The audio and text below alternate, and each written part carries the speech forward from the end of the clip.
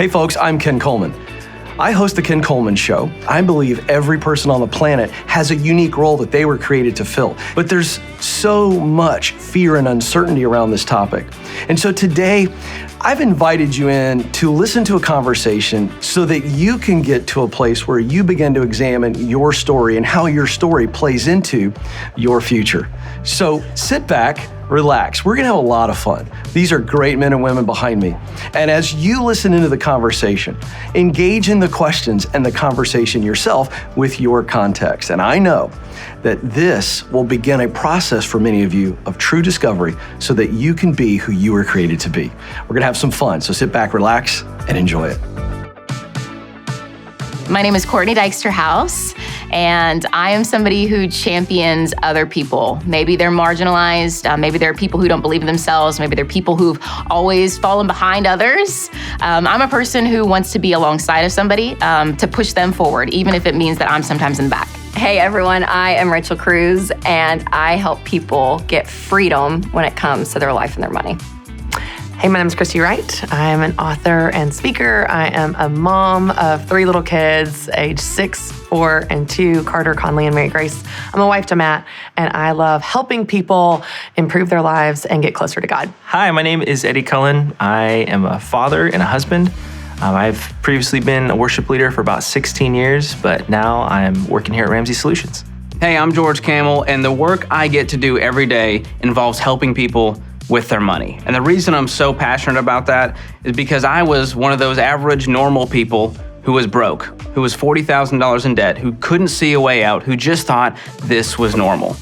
And once I got on a proven plan and started to change some things, it changed my life. And so I want to spread that same message to millions of younger people like myself who think that this is normal and that there's no way out. Hi, I'm John Deloney, and I'm married. I got 2 awesome young kids.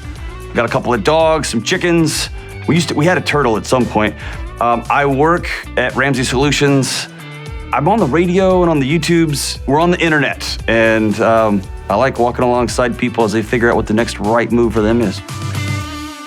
I want to have some fun here with the earliest memory you have of answering the question that we all ask little kids, and we were asked as little kids, what do you want to be when you grow up? What's the earliest memory?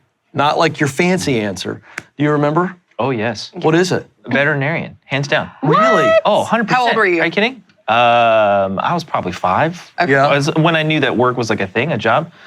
You get to play with animals all day and snuggle puppies and stuff. And yeah, veterinarian, 100%. I like the depth in that. Like he's actually thought about how much he enjoys that. Mm-hmm. Yeah, okay, who else? 4th grade. Before we went on to middle school, they asked us, what do you want to be when you grow up? I did not say a specific job. I said, I want to live on a farm. Oh, that's great. And you did?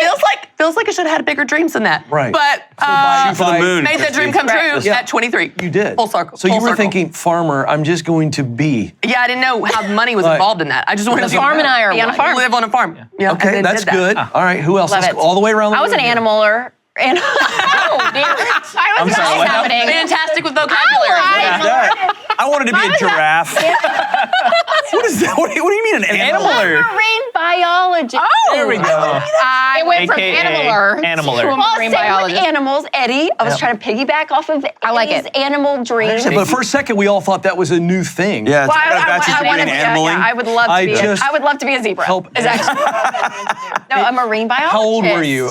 Give us an age. I was probably like 5th, 6th grade. 5th, 6th grade. Didn't answer it earlier than that. No. I'm sure I did, but I don't you can't remember. I don't remember. I remember fair. that's my earliest of like, oh no, I'm going to go to school. I'm going to live near the water. I'm going to dive with animals and You all just that. loved going to the beach as a girl? Oh, I loved it. So you're underwater getting trained. What was your first encounter with an animal that you were like, wow, this is amazing, underwater? I'll say early on, Dad and I, my dad, we dove together and we did a night dive. Ooh. One of my it was like my 5th dive ever, and it was night. And you take these flashlights, that's probably too much information, and you shine them up, all the divers, and it attracts plankton. So these manta rays Oh boy, that freaked me out at night, I tell you right now. come, and they're just huge, not stingrays, manta rays. Oh sure, yeah.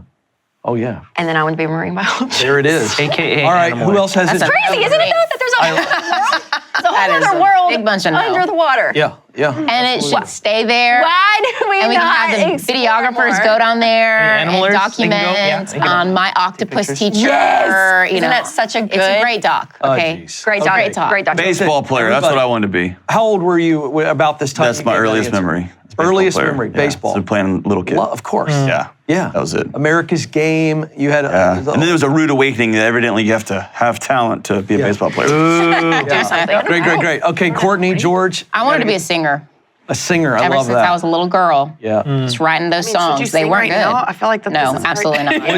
Was there Place, this could happen. Not good. Was there an artist that you remember back in the day? You're going, I want to be like. I literally, for hours on hours on hours on hours, would sit in my room and learn runs by Christina Aguilera There it and is. Celine Dion and Same. Mariah Carey. Yep. Like all day. That's all I would do with my life. fantastic. And I was homeschooled, so that's literally all that I did. Yep. They hear runs all And day I was long. That's homeschooled. all I could do. Oh, my dad What is a okay? What is is a run? Wait, what is a run? He goes, And how do you learn? I'm sorry, one more time? Read the Super music. nailed. Real quick, one You more don't time. read the music. Just listen. You just listen, and then you start to like understand.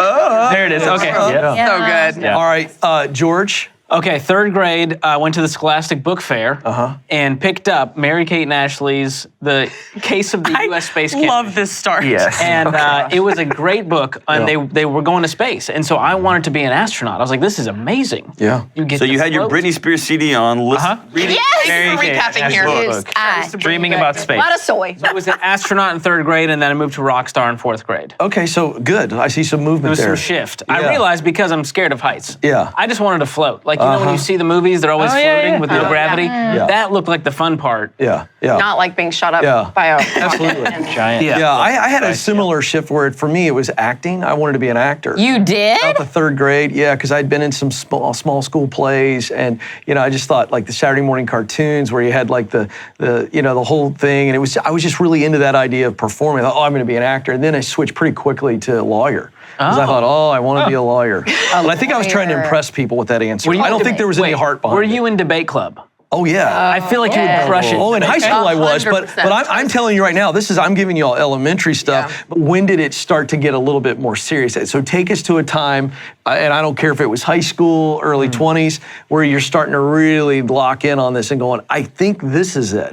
How did the answers change? Mine was, so I was in college, and I'd been through like major number 3 or 4. Oh, wow. And I'll never forget, it was the before and after, as I went and saw Good Will Hunting. Yeah.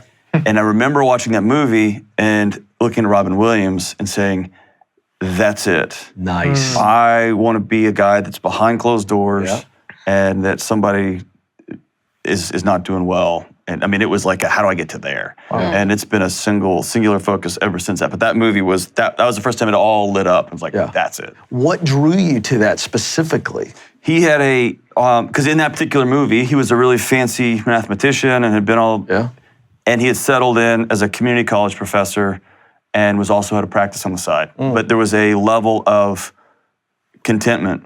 Like that was the first time I saw somebody that was real smart and people had said, hey, you can do X, Y, and Z. And he had decided, it felt like to me as a 20-year-old or 21-year-old when I saw this, no, this is what I want to do. And I probably more than anything wanted to have that level of settledness in my soul. Yeah. Like, oh, he's choosing to work at a community college and do this. He could have done all this other stuff, and this is what he wants to do. That's fascinating, isn't it? When did you get a little bit more concrete? And it doesn't have to be what you are doing now, but I just want to hear your backstory and the evolution of your mind and heart kind of I remember different ideas. so vividly. I was in college, third year. I was a super senior, so 5 years of college because you couldn't figure out what you wanted to do. We're a super senior. Super senior, that's what's up. We called him failure when I was a kid. Yeah, well, us millennials, we softened that blow. So I was in a worship leadership class, and I remember, I point to you because we went to the same school. George and I went to the same school. Very cool. Okay.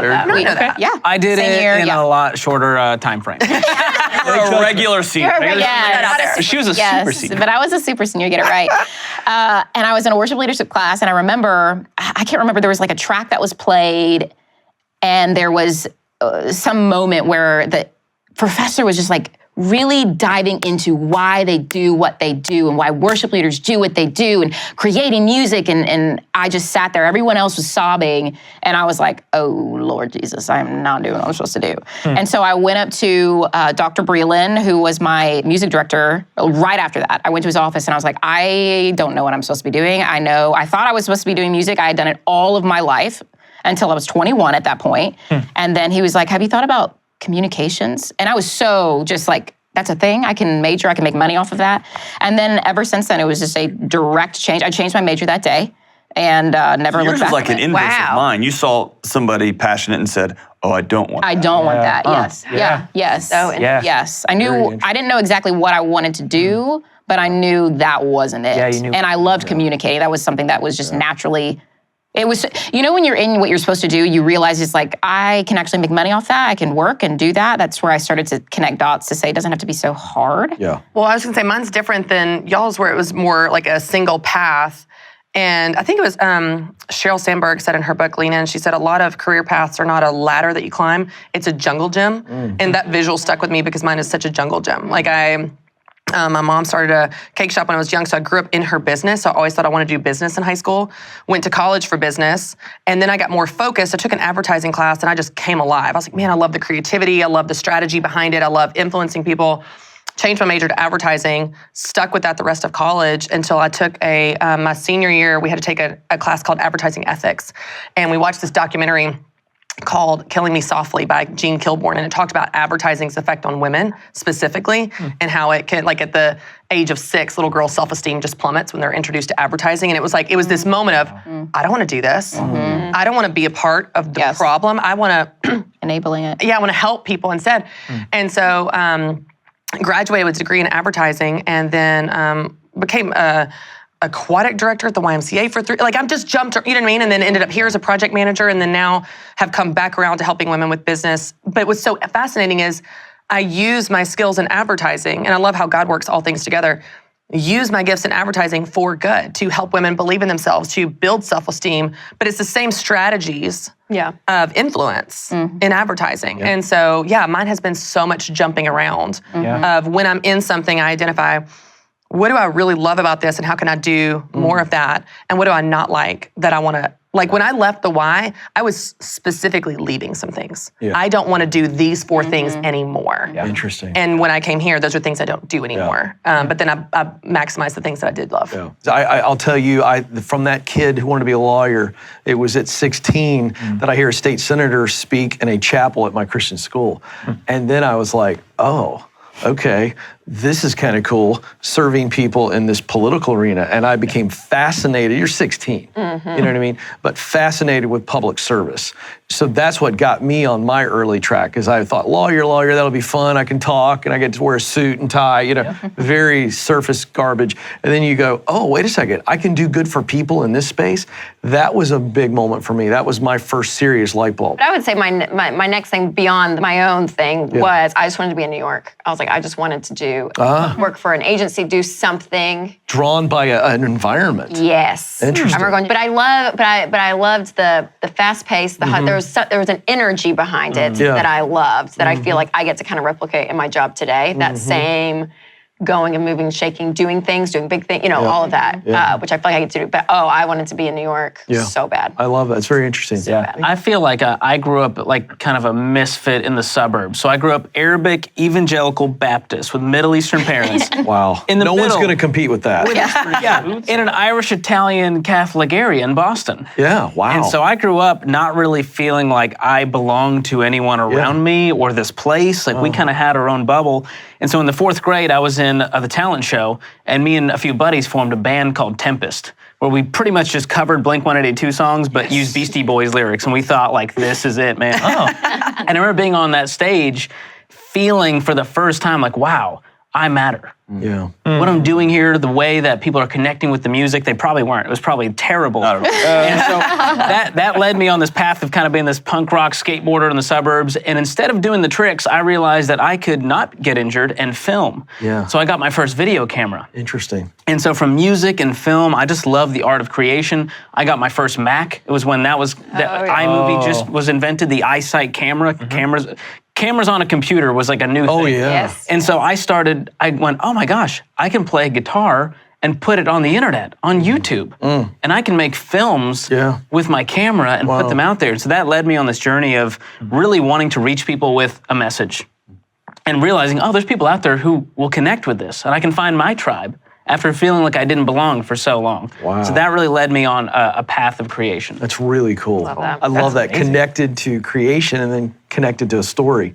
And now look where you are. It's pretty amazing. Yeah. Eddie kind of Forrest Gumped his way here. I quickly discovered I didn't want to be an animaler because of the amount of school. Oh, sorry, George. I love that animal makes God. way It's back. going to happen. It's Yeah, gonna happen. It'll be and everywhere. the job is gross. Like, it's a gross job. So I was like, no, I can't do that. I thought, oh, politics would be cool, but then discovered I could never be president because I wasn't born here. It's like, forget that. I'm not going into that. So then my high school aptitude test said I should be a computer science major. Interesting. Like, yeah, that makes perfect sense. I'm not going to make money as a musician. That'd be great. But I was 19 years old. Thanks, right? I was 19 years old. I was in an NSYNC concert, and I had a light bulb moment. Thank you. Haven't we all said Thank that? you, JT. At an NSYNC concert, having NSYNC concert. That's where we've all had it. John's probably had multiple NSYNC concert moments. Mine were at Pantera Metallica shows. But It's essentially the same thing, just a lot more glitter and sparkle. a lot more glitter. And I was standing in this stadium. I went by my own volition. I wanted to be there. There was thousands of people that were just so enamored, so enthralled with what these 5 dudes that didn't sing that well or dance that well. Agree to disagree, but continue. Yeah. And they were all in. Yeah. And something like sort of took me out of that moment. I thought, man, what if all of these people were this in for God? And I wasn't like a really solid Christian at that point. Like, I was a Christian by label at the most. But something in that he just reached in and said, hey, I want you to see something. And that was just one of those most impactful moments I've ever had, but I never considered that as a viable option for taking care of a family, for making income, for all that stuff, so I dismissed it. So I just tried to find really good career paths. I was working for a bank at the time. I'm like, this is great, I have good trajectory, it'll be good. And I feel like just by my willingness to seek God in things, he has marked my steps. How long before that came back? You're at the bank or wherever you were. How long before that moment. press comes back? So from that moment, I reluctantly took an internship at a church to make half as much money and work twice as hard, and to relocate 400 miles. And it was completely God's intervention, because my first initial answer was, yeah, right, this makes no sense. Traffic's bad, the place sucks, like, I don't want to go. And I said, okay, for 3 months, I'll give it a shot. And God softened my heart, and he really instilled in me, it doesn't matter all of the things that you think you're gonna do, if you're with me in it, it's gonna be worth it. And that was where I started to see that redeemed over time, and over the course of about 15, 16 years, that was when I saw, oh wow, these dreams that I had, these gifts that I felt like were just supposed to be enjoyed, were actually meant to drive a purpose. Yeah. And yeah, from that point, I was like, man, wow, this is I love that. amazing. Yeah. Okay, so you were like, wow, I can't believe how much I enjoyed this work. When did you first experience that where you go, this is different than a job, this feels pretty freaking awesome to be able to do this? I feel like my story is so non-traditional. Like, even like as Eddie was talking, like he saw this and kind of had a vision for what could be, even though he didn't know how that was going to play out. I've never had that vision for what I'm doing. Right. Like when I have been at events and done book signings or stuff, people say, oh, is this a dream come true? And I'm like, no, like I never had this dream. And I don't mean I don't want to do it. I just mean I didn't dream it. No. Like, this was never on my radar. It was never a plan. I heard the quote a long time ago that says, I didn't know that I was a bell until someone picked me up and rang me. Yes. I never knew that I could speak. I never knew that I would love speaking. I solved a problem by being Rachel's backup at a conference in 2010. In that moment, though, I was so just focused on what was in front of me. Like, I was a project manager. That was my title. My job was to manage the kids' books and piggy banks. And this particular summer, they needed someone, and I said, I'll do it. And I've always been kind of a, problem solver. Like, I'll just figure it out. And so I never thought that summer would turn into anything. Even as I was on stage, I wasn't thinking, oh, I was called to do this. I was made to do this. This is going to be something I should pursue. It never was that even a thought. I just thought I'm filling in. And so I don't know. I think for me, I have learned what I am made to do by actually doing it. I have not had a vision in front of me. I feel like I'm very focused on solving the problems today, doing what I'm supposed to do today. And then in doing it, in hindsight, I can go, man, yeah, I hit a different gear there. Yeah. Or like for years, even after I was a full-time speaker, for years I would say, but I'm not a writer. And I would say, I'm not a writer. I'm not a writer. I mean, I speak, don't write. I mean, this was something I would say repeatedly. And then there was one day years ago that I was talking to someone and they just let there be silence. And I thought, well, that just sounds ridiculous. I am a writer. And it's so interesting how that identity shift now, I would say, y'all know. I mean, I talk about, it's like, that's my favorite thing to do. I am a writer. That's my favorite thing to do. And so, yeah. How does it feel when you write? Describe as plainly as you can. How do you feel? What do you feel? What do you experience when you're writing? It feels very natural, like this is what I was made to do. And it gives me such a sense of confidence because I'm good at it. Yeah. Like, whereas if you guys were like, hey y'all, let's go play, some softball. I'd be like, I'm so bad. I don't want to play softball. I have no hand-eye coordination. Like, it's so fun to do what you're good at because it builds your confidence and you know that the work is quality work. Whereas I could be in a different, speaking of project manager, when I was a project manager, I was the worst. People don't know this. Like, I said, Christy's not great at details. I'm terrible. Oh, true. Yeah, I was wondering how you got in BFF is that vouching for this. I'm so bad. If I stayed in that job, I'd be like, I suck, low self-esteem. I'm not good at anything. Yeah. And so it's just really cool to be doing what I am good at and feel like, and to discover that by doing it. I didn't know ahead of time, but I've Say discovered that, it. so can we just go back to the summer of Please. 2010? Because that before graduation, it's like the Thursday before I walk for graduation for college, they've signed me up for this. I would like to say I was not a part of that. This just 3 to months. justify I know someone else. I was not a part of this. But this 3 I inherited it. conference of high schoolers and these random cities all over America. Somehow With the worst because I wanted flights to speak. This is what possible. I wanted to do. Yeah. So the whole thing was just crazy. But I remember getting a call from Christy. We had never met.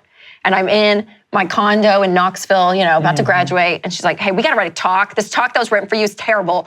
So I'm True, it was. So she drives up to Knoxville. She drives 3 hours. So we sit at in a rental Panera car. Bread. And I meet her, shake her hand. Hi. We sat at Panera. And we wrote out the first little talk that I did. Awesome. So then how old are realized- you at this point? Just 20, 21? 21. Okay, 21. Okay. Wow. Turned 21 for like 2 months. Yeah. A month. April, May. So Right. just turned Right. 21.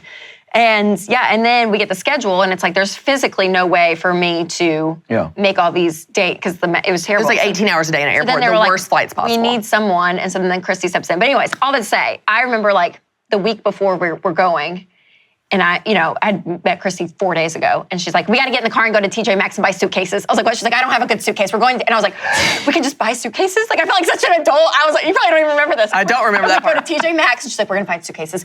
And I was like, oh man, this girl gets done. Like, she was like, That is true. and then Yes. she's like lugging these, we had these Because we had all these props. We had all We had Ben these and Arthur props. cards. And then If she you put save those $2,000 every year, like we're lugging this stuff. the whole thing. But traveling with, I learned how to book new flights, Right. find a hotel in the middle Right. of nowhere because your flight's canceled at 10 p.m. Rental car, everything. Like, we figured it out together because we both hadn't done it. Right. But watching someone who just can get it done. Oh, yeah. We don't know exactly what room we're in when we get to the hotel. We don't know what city we're in, We're not actually. great at the details, but we can get Okay, we so- can do stuff. okay, So I couple vouch things. for Christy on Yeah. all of it. Okay, so All of it. because we're here, a couple quick questions. One, what led to you going, I actually want to speak, and so then the company said, all right, we're going to set this up. What led to that? You going, I want to try the speaking thing. Well, in high school, I traveled and Right. yes, with Dad, and they were back in the days of the Total Money Makeover event. So they were the all-day Oh, I know, Saturday I events. remember. Yes, okay. So I want to know, So was this like, this was a suggestion and I'm going to try it, or were you like, No. I kind of think I want to get up in front of people? When I would travel and speak though in high Right. school, like the first time at 15, I remember thinking what Christy, how she described writing is how I felt at 15 on stage, where I was like, Yeah. this was, I was nervous as all get Of out. course. But once you're out there, I was like, oh, this is great. Like, this is fun. I had energy. I wasn't drained by it. I was love it. relaxed. I love it. And learning that that's a unique quality that people usually hate public speaking. So I tucked that in the back of my head. So through college, when I just realized this is kind of the track I want to do, I want speaking to be a part of my life in some capacity. So I went to mom and dad probably a semester before I graduated. And I was like, when I graduate in May, I want to travel and talk to high school students, college students. I love This is it. what I want to do. So the perfect opportunity came up. Like, perfect. Let her be gone for 3 months, traveling and speaking. This is Yeah, what she trial by asked for. fire. Get out there Didn't and get do it. paid. Yeah.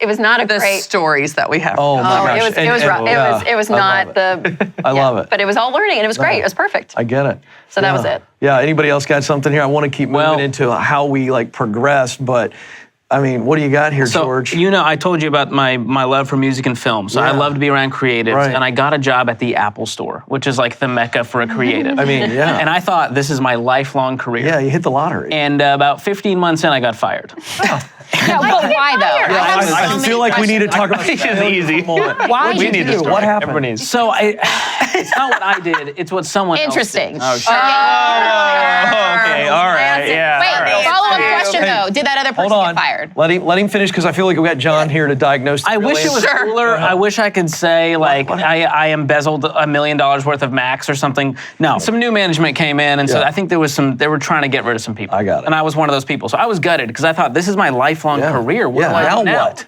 Yeah. I had already dropped out of college after a year. Okay. Because I didn't want to be an English major. I like writing, but I don't like reading books all that much. Sure. And so that led me to like, well, I'm going to start a band because a decade ago, back in 4th grade, I loved music. Now's my chance. Yeah. And so I started a band with a bunch of guys I met at the Apple Store, and that led to a year of making albums and trying to get gigs and business cards and marketing. And I realized that the marketing part was actually more fun than the grueling nature of entrepreneurial life as a musician. Oh yeah. And so as that year came to a close, I decided, you know what? I need to get back. I need to get some education and do something with my life. And there's nothing wrong with being a musician. I just wasn't cut out for it. It was a lot of work. I knew I could do it in maybe 10 years from now. I didn't have that patience at 18 years old to see that far along. So I went back to school and I moved from Boston, Massachusetts to Mobile, Alabama. Yeah. About as much Go of a Rams. culture shock as you could get. And that's where I went to University of Mobile. Yep. And I finished college in about 2.5 years, got a communication degree, and got an internship here at Ramsey. Right. And I didn't really know much about Ramsey. I had heard about Financial Peace University and all these things, but I loved what the personalities were doing, and I was so drawn to this idea of crafting a message, sharing it with the world in a unique way that actually helps people, that can change their lives. And that ties back to what you shared with us earlier. Exactly. I mean, that's What a year was clear that, George? tie. When did you intern here? That was 2013. I got an intern. They said, hey, you already graduated from college. Right. We can't have you as an intern. That's not how it works. But we can find you a temp job. Okay. So I moved here for a 2-month temp job from Mobile to Nashville. And they said, hey, there's no job at the end of this, man, but you can come and do this thing. And I went, I'm all in. Was it social? What did you do? I was a social media marketer remember to that. recruit developers to work at Yeah. Ramsey. So Here's what I I ran a want. Twitter feed, basically. Yeah, I don't want people to hear this because you only knew it was 2 months. So what was your mindset to go, if this doesn't work out, because you knew that was a possibility. Yeah. Oh, so you did it anyway. What were you thinking? Truthfully, I thought, well, I'm gonna be in Music City. I can do marketing. I know how to,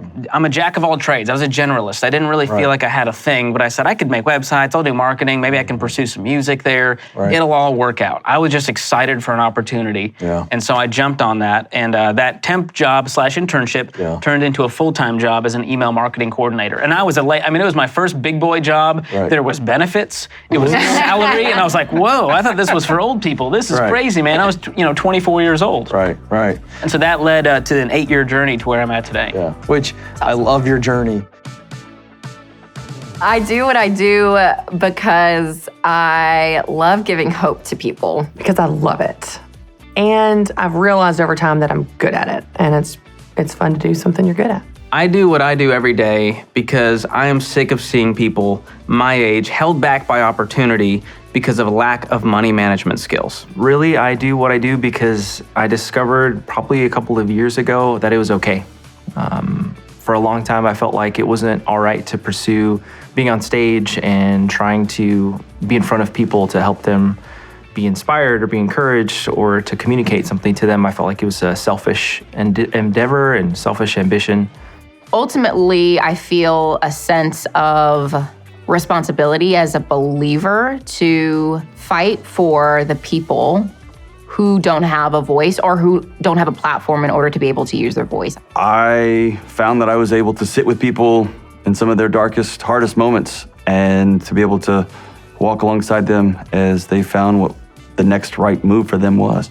All right, let's talk about the journey. So we've been talking a little bit about some of the revelations, and okay, we're starting to wonder, and everybody's got a different experience. Some of us were maybe more clear than others, but we were men and women of action. That's what I know about all of you all. That's what I admire most about everybody sitting in this room. The journey of getting qualified, paying the dues.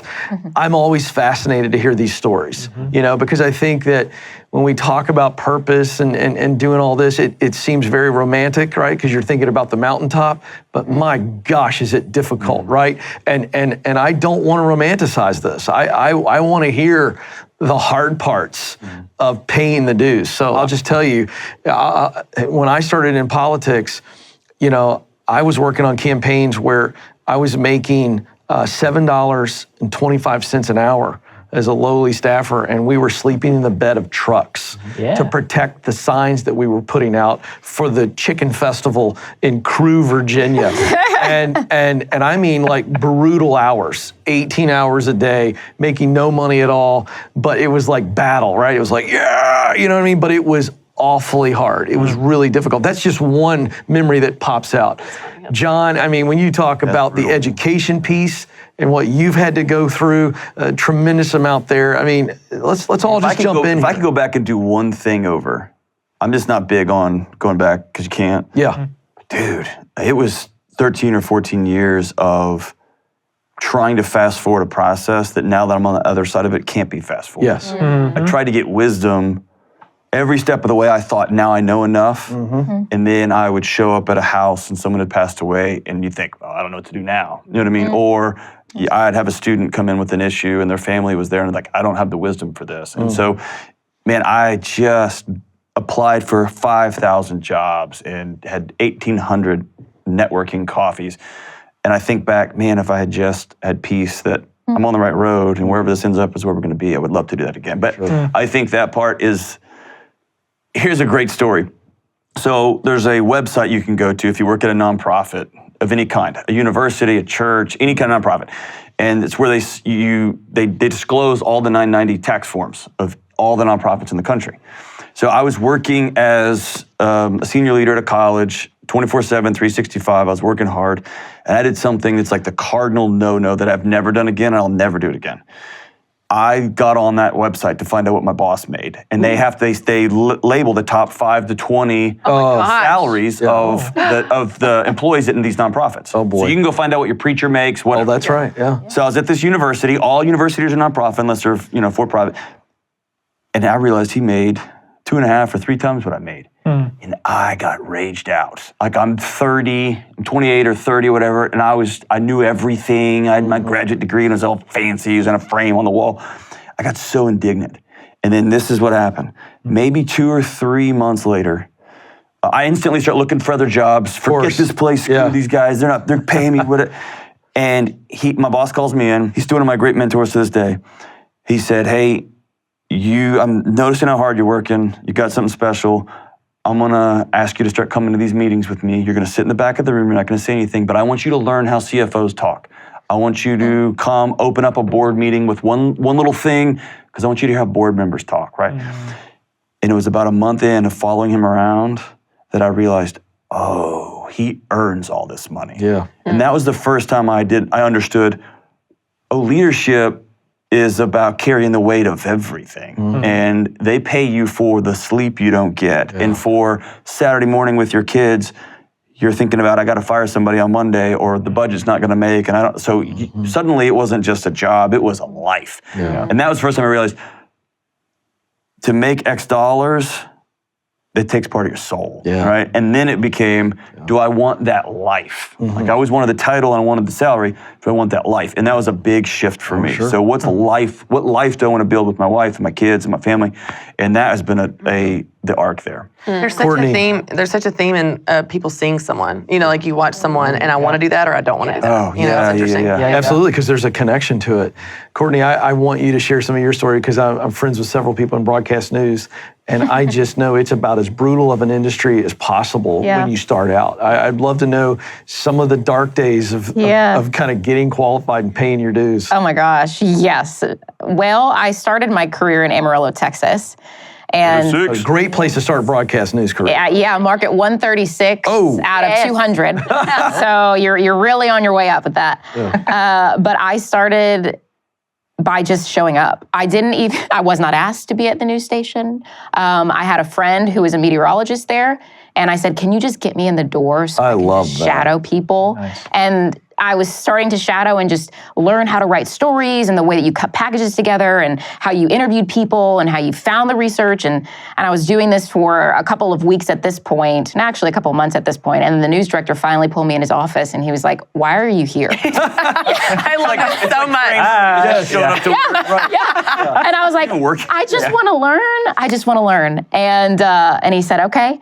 And so I continued doing this, and then somebody actually, because I finished my degree in Amarillo from West Texas A&M, so I didn't finish at UM, I finished at West Texas A&M, so I focused on broadcasting there. And I was in this news class called News 1, and it was just like a mock newscast. And because the market was so small, all the news directors locally would come in and watch.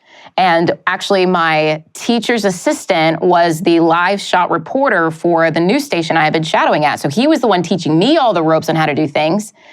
He gets fired because he's not showing up to work on time. I get called, I'm in a voice lesson at this point, because I'm still like practicing voice even though I changed my major.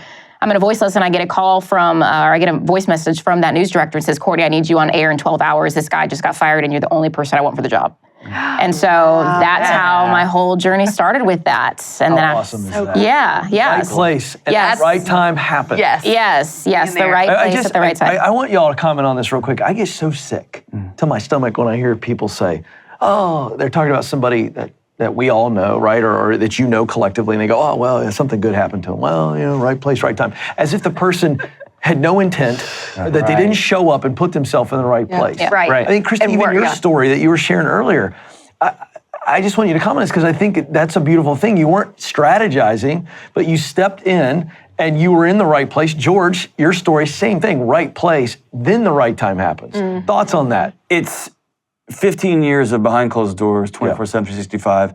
I've like George. I wanted to be a metal. I want to be in a metal band, not an alt rock hipster band. But like I want to be. So years on stage, learning how to speak well.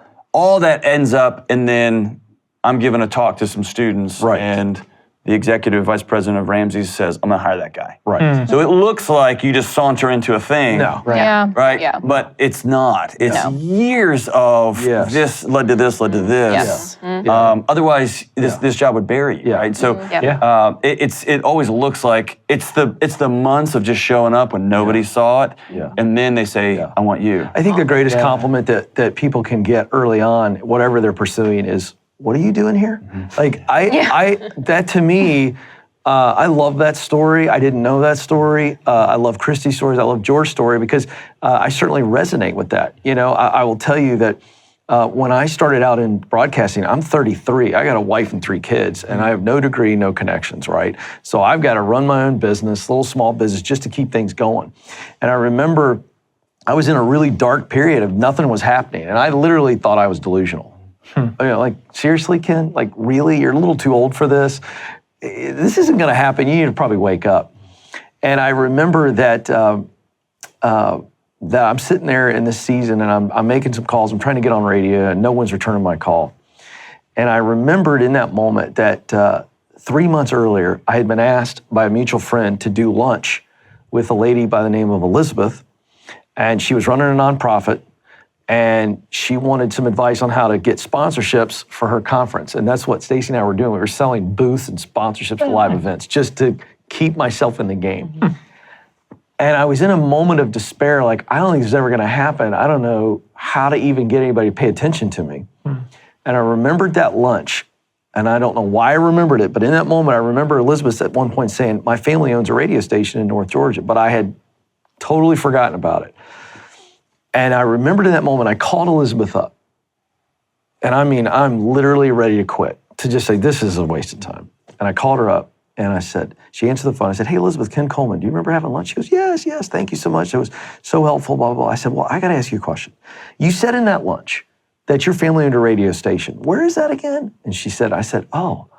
She goes, well, what can I do for you? I said, well, I've been calling Joel, I won't say his last name, the station manager for months and sending him emails that he won't return my email. And I just really would like a conversation with your family. She told me her brother owns the station. I said, I would just love one meeting. I'm willing to pay my way on, but I just need a meeting. She goes, I wish you would have asked me sooner. She goes, I'll be back to you in an hour. Wow. And she called her baby brother and said, give this dude a meeting. And then I had the meeting, and he said, of course, you can pay us to be on. Deal. $250 an hour, he didn't care. And I tell that story to say that, it's like sometimes we have opportunities all around us and we don't see them initially, but it's just staying in the game long enough for something like that to happen. Yeah. You know what I mean? And I think that's true of all of our journeys. I mean, I'm just curious, you got into the worship game and you're starting out as an intern. At what point does an opportunity or a person come in and go, hey, just like with Courtney got the call, did that happen to you? Yeah, I mean, ministry, the name of the game is survival for the most part, right? I mean, my first year I was working 40 hours plus in ministry and then another 25 at the local coffee shop just to survive, just to stay afloat. And what I love that John talked about is I came to a place where I was over minimizing the work, because I think that was a part of it, is like you just think, oh, I just need to grind it out, and it just goes nowhere. But there was a moment, maybe year 2 in ministry, I'm going back and forth playing for a room full of kids that didn't want to hear me, and then a room full of teenagers that didn't want to hear me. And I'm doing that twice a morning, and they're just like not feeling it. And I was so done. I was like, why am I doing this? I'm not making any difference. Like, what is the point of all this? And God spoke to me. He said, is it not good enough that I've just invited you? He said, your reality is someone else's dream. And it just hit me like, oh, wow, okay. That's good. Maybe I should have a little more gratitude, just appreciate that. And that made the toil, because then it was another 13, 14 years before that really started to evolve, where being asked to do more things, hey, can you take on this? To the point where then I was training other worship leaders as we were then sending them out to campuses. Like that was my job before I left, was you've done such a great job stewarding in the little, now we want to give you more. Yeah. But in that time, I also found that I was taking that dream that I had and I was slowly just ticking it down. Like, oh, that's still just a pipe dream. That's just something nice to think about. But the work is what I need to do. And it wasn't until The Greatest Showman that dream was reawakened. Take me there, because that's all gonna. I gotta tell you all. John, have you seen this movie? Yes. I knew you hadn't seen it. My family sees it. I haven't. Gosh, it's so good. First of all, it's like free for you to watch, so just do it. Yeah, seriously though, take it. Second of all, yes. Didn't expect it. A friend of mine had seen it like twice in the same week. I'm like, okay, dude, chill. It's like, no, you need to see the movie. You need to see this movie. It's like, all right, let's go. So we went. And somewhere within the second song, something lit up inside of me. The song was? And the song was Come Alive. Yeah. And right, you're like, oh, A little bit on the nose, but go ahead. I know, right? Thanks. So Come Alive is playing. The whole thing of like, it's an era piece, but they're using modern lyrics. They're talking about zombies, but they're dressed like they're from the 1800s. It's like, makes no sense. But the idea that I had taken a dream and I let it die. And it hit me. I was like, wow, okay. And the whole enjoyment of performance, of music, of creativity, of art, of dance, of all of it being put together so that it could inspire somebody to chase after something, that got reignited. That's awesome. And it was small. It was a small little spark. But that began something that would then grow and just evolve. Here's what I want people to hear. That's not very long ago. No. How many years? 3 years ago? Yeah. And how old were you at the time? Oh gosh, spoiler. I was like 36. Yeah, I just think that's phenomenal. 36-year-old guy who's a serious dude. I mean, it's not like you were floundering. No. And that has to lead to here. And I love the what you said about I had let the dream die. Yeah. I want to press in there. Why do you think you let that die? Or we're letting it die? Yeah. In church, specifically, and I'll say this based on my experience, there's a tension that you have to try and manage between being really good at what you do on stage, but also being humble. Yeah. You can't get too big, because then it becomes about you. And it was really the fear of becoming something I didn't want to be. I let my dreams die. I did. I let myself only get up to a point and then stay there. And so I would not experience high highs or low lows. I would just stay in that middle space. Yeah. And then what we've found over the last 2 years is that's called apathy. What the Bible describes it as being lukewarm. And that is exactly the space that I was navigating in because it felt safe. Yeah. Felt like, okay, well, if I don't hope really big and chase after it, yeah, maybe I won't get somewhere I want to be, but I won't experience the pain of failure. And so I let the fear of failure keep me from chasing after anything good. Yeah. Wow. So can I lean into that for a second? Can I ask you a I question? have other questions. And everybody, Good. Let's go. Real good. That's what good. I know is Yeah. if Suzanne had seen me speaking 10 years ago, Right. speaking would have been about the same. I mean, I could not have handled this. Right. I would not have been, from a wisdom, Yep. from a knowing what you're talking about, from an ego, from an able to handle it. And so what I noticed about myself and a lot of the college students I've worked with is they get to be 24, 25, and they want it all now. Yeah. And there's a level of wisdom that comes from finding out what do you actually want to do and what does this dream gonna actually look like, and I've let myself down and how do I get myself back? You know what I mean? Yes. Is that fair? Oh, 100%. Yeah, if I would have got rich and famous at 24, I'd be in a heaping mess in a back alley somewhere. Yeah. Yeah. I'll 100%. say amen to that. Oh, too. yeah, oh, for sure. Rachel? Okay, well, I was going to ask, though, and you got whoever pop in, but I feel like, Christy, actually, we talked about this on the show yesterday, but your identity within your work is a big conversation, right? And it's almost like you were trying to protect in a means of it was good spirited, I would think, of like, I don't want to become and I'm like, that's a tension I play every day of my life, because I've always said, if all of this hits the fan, I always tell my husband, I don't want you to have to put me in a padded room at Vanderbilt, because I don't know who I am. Right. Now, so I, in the name of being, trying to stay healthy or trying to let it be an open hand opportunity life, how do you not seek into apathy? How do you balance it out? How do you balance the identity piece is not in you, but yet you are gifted, you love what you do, you have passion for it, but yet there's a humility piece, like, right? Well, Can I tell you how I've navigated How do you do it all? Yeah. And this is for anyone, not just a public face. No, I love it. I love it. Yeah, John, jump in. But I just want to frame it, though. It's what I heard you say, correct me, is that you were trying to be humble for the place that you were in, and you were getting confused. There's a tension and then confusion between, I need to be humble, yes, but I love performing. I want to do more, but I don't want to make it about me. And that is a natural tension. Is that what I'm hearing? So that was a season, right? Yeah. Once I got through probably 7 showings of The Greatest Showman, I came to, real talk, I came to a piece about starting to pursue that again, growing the craft, stewarding that gifting that I had neglected. Yeah. That's where there became a tension within the place I was at, because it's like, we don't know what to do with this. Yeah.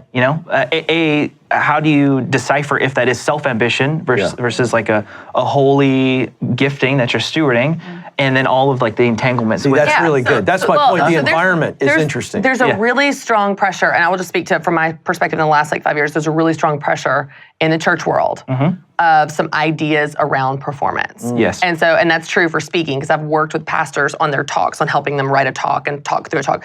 And there's this belief, whether it's spoken or unspoken, that if you practice a talk, if you tell a story you've told before, you are not authentic. Right. It's not genuine. Right. It is You're not heartfelt. manipulating. You're manipulating. Right. You're a performer. And the approach that I've always had, which I've coached people on and talked through, is this is in light of what we do, is no different than a worship leader that practices a song. If you're going to sing, you practice a song, you warm up your voice, because you want to make the most impact possible. Yes. Yeah. And so if your heart is in the right place, but I could totally see that, where it's very much, there is a fear, there is a huge resistance to any ounce of, it's about you, it's a performer, you've told that story before, it's not authentic.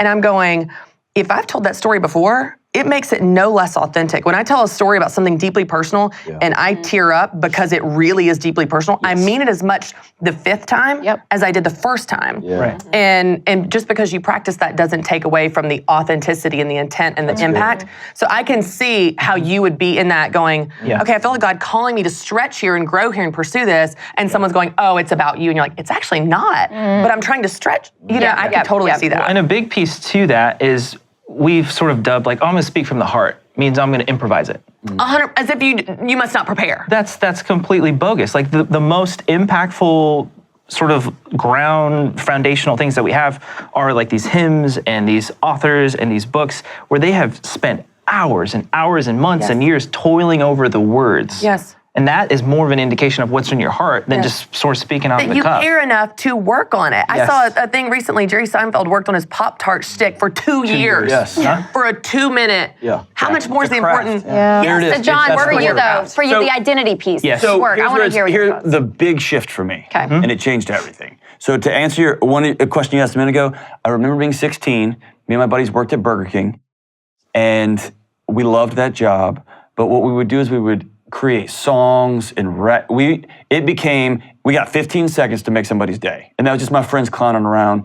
And we used to sing at the drive-thru. And I'll never forget, this woman came through and it was in a crazy rush and we weren't singing, we were just taking orders. And she got up to the thing and she said, "I'm visiting my husband in the cancer ward down at the street at the hospital, and y'all aren't singing today. And I've started coming through just to get a drink so I could hear your," and I remember going, "Oh, I like that. Yeah. I like being a bridge between hurt and a little moment." So fast forward to, I want to be a psychologist, and then I realized, well, it's actually quicker to go be a counselor, and now I'm a dean of students at a college.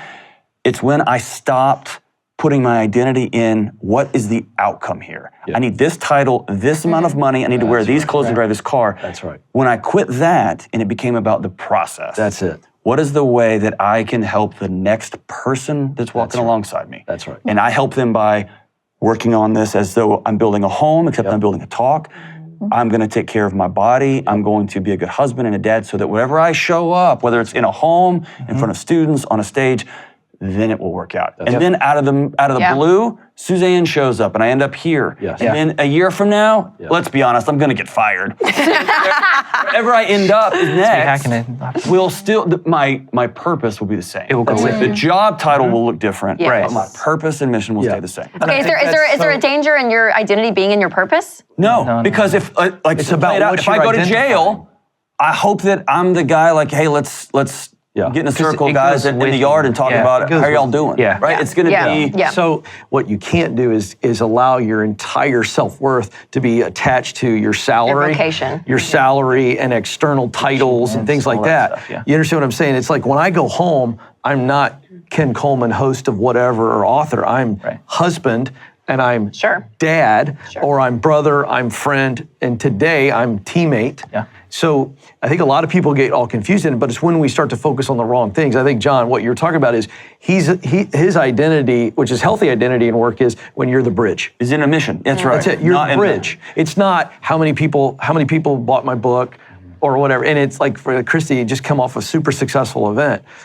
It's about what you do in those days. I watch those Instagram posts, and I get a little choked going, I mean, it was what happened in that room for you. Yeah. It's not all the other things. Like No, it's in that not. moment. And I think for me as a person of faith, as a believer, I know that my job is to do all that I can with what I have. And to your point, trust God with the outcome. Yes. If I was faithful on stage and not a single life was changed, I would be like, okay, like God, like God is going to create the transformation. I don't create the transformation. Right. I'm going to be faithful with the stage, the book, the thing in front of me today. That's right. And there's an element of, and I'm going to trust God with the outcome of that. And so when it's amazing, I'm not going, I'm so awesome. I am a superstar. I am a life changer. I never think God did that. And I just got to have a front row seat to be his vessel. And so I think When I get crazy about the deadline, Right. I need this title or this amount of money. Right. What I find is that's when I cut corners. That's exactly it. That's when I fudge a little bit on my resume, or I'm like, no, I can do that. Yeah. And I find myself way over my head. That's it. It's let's just walk along the process. And money is always taking care of itself. That's right. The jobs have always taken care of themselves if you really Yep. hone in on your on craft. that. And I want to point out the flip side to what Christy just said. There's tremendous, tremendous depth in what she said, but we got to focus on the downside. So what happens when you, in your business, your side hustle, or in your new career, and you got a big idea, you got a big dream, and it doesn't turn out the way you want it to turn out? It doesn't change your purpose. And that's the identity issue. It doesn't change that you still have value to bring. Hello, welcome to the dance. Yeah. You know, I've never read about a woman or a man that was successful that didn't have any failure, that didn't have any restarts and reboots. And so I think that's the issue. Yeah, It's I guess my struggle a little bit, and I feel like maybe even in America, because we're so utilitarian and like, it's like a culture is like putting so much worth in something that can be gone. change in a second. So I think that Yeah. Yeah. that what is out there, the result of whether I'm a stay-at-home mom and I befriend people and walk them through Right. certain things, or I'm performing on a stage, like, right, whatever the avenue is, Yep. Yeah. it's about serving other people. And I feel like Yep. that's, do you know what I'm saying? Yeah, Like, yeah, and the balance for me You're is absolutely make right. really audacious, bold goals, and I hold them really loosely. That's Yeah. Yeah. That's the Yeah. key. So I want to sell 1 million books, Yeah. and if I sell 1,000, Yeah. Yeah. my wife still loves me. I'm still a good Right, dad. right, Figure right. out what's Well, next. every Yeah. one of us in Yes. this room has been more touched by either an Instagram DM post from somebody that you had some positive impact on, or meeting someone at a live event, or reading an email, or taking a call on your show. Sure. I can just tell you, tell me if I'm wrong, I don't mind being wrong. Each one of us in this room has felt that, and that has meant more than any positive So Ken- result as it relates to selling something or something. Yes. Those mean more to me. So tell me, so people like that maybe viewing or listening to this right now, though, may not have a front-facing That's right. position or job. So speak That's right. into the person that, you Oh, I know, love whether that you're they asking this. own like a heating and air company, or like what right. they're doing that feels Yeah. mundane, but the Yeah. purpose they can have. Because Yeah. some people, they don't have the opportunity Yeah. to go and sell, you know what I mean? Well, Like, I'll tell you my favorite story. We shared the story on the show recently of a janitor in the Northeast. It escapes me what city it was. But she's been a janitor at a public high school for 20 plus years. And she's had such an unbelievable impact on the community, they did a full story on her. So I picked up the story and I read it, and I was weeping as I read the story, and here's what happened. 15 some years ago, she's first one at the school, early morning, bitter, cold winter morning, and she's opening up the school and starting her routine. And she's in the cafeteria and she hears a knock on the door, and she goes to open the door, of course, and there are two teenagers. Yep.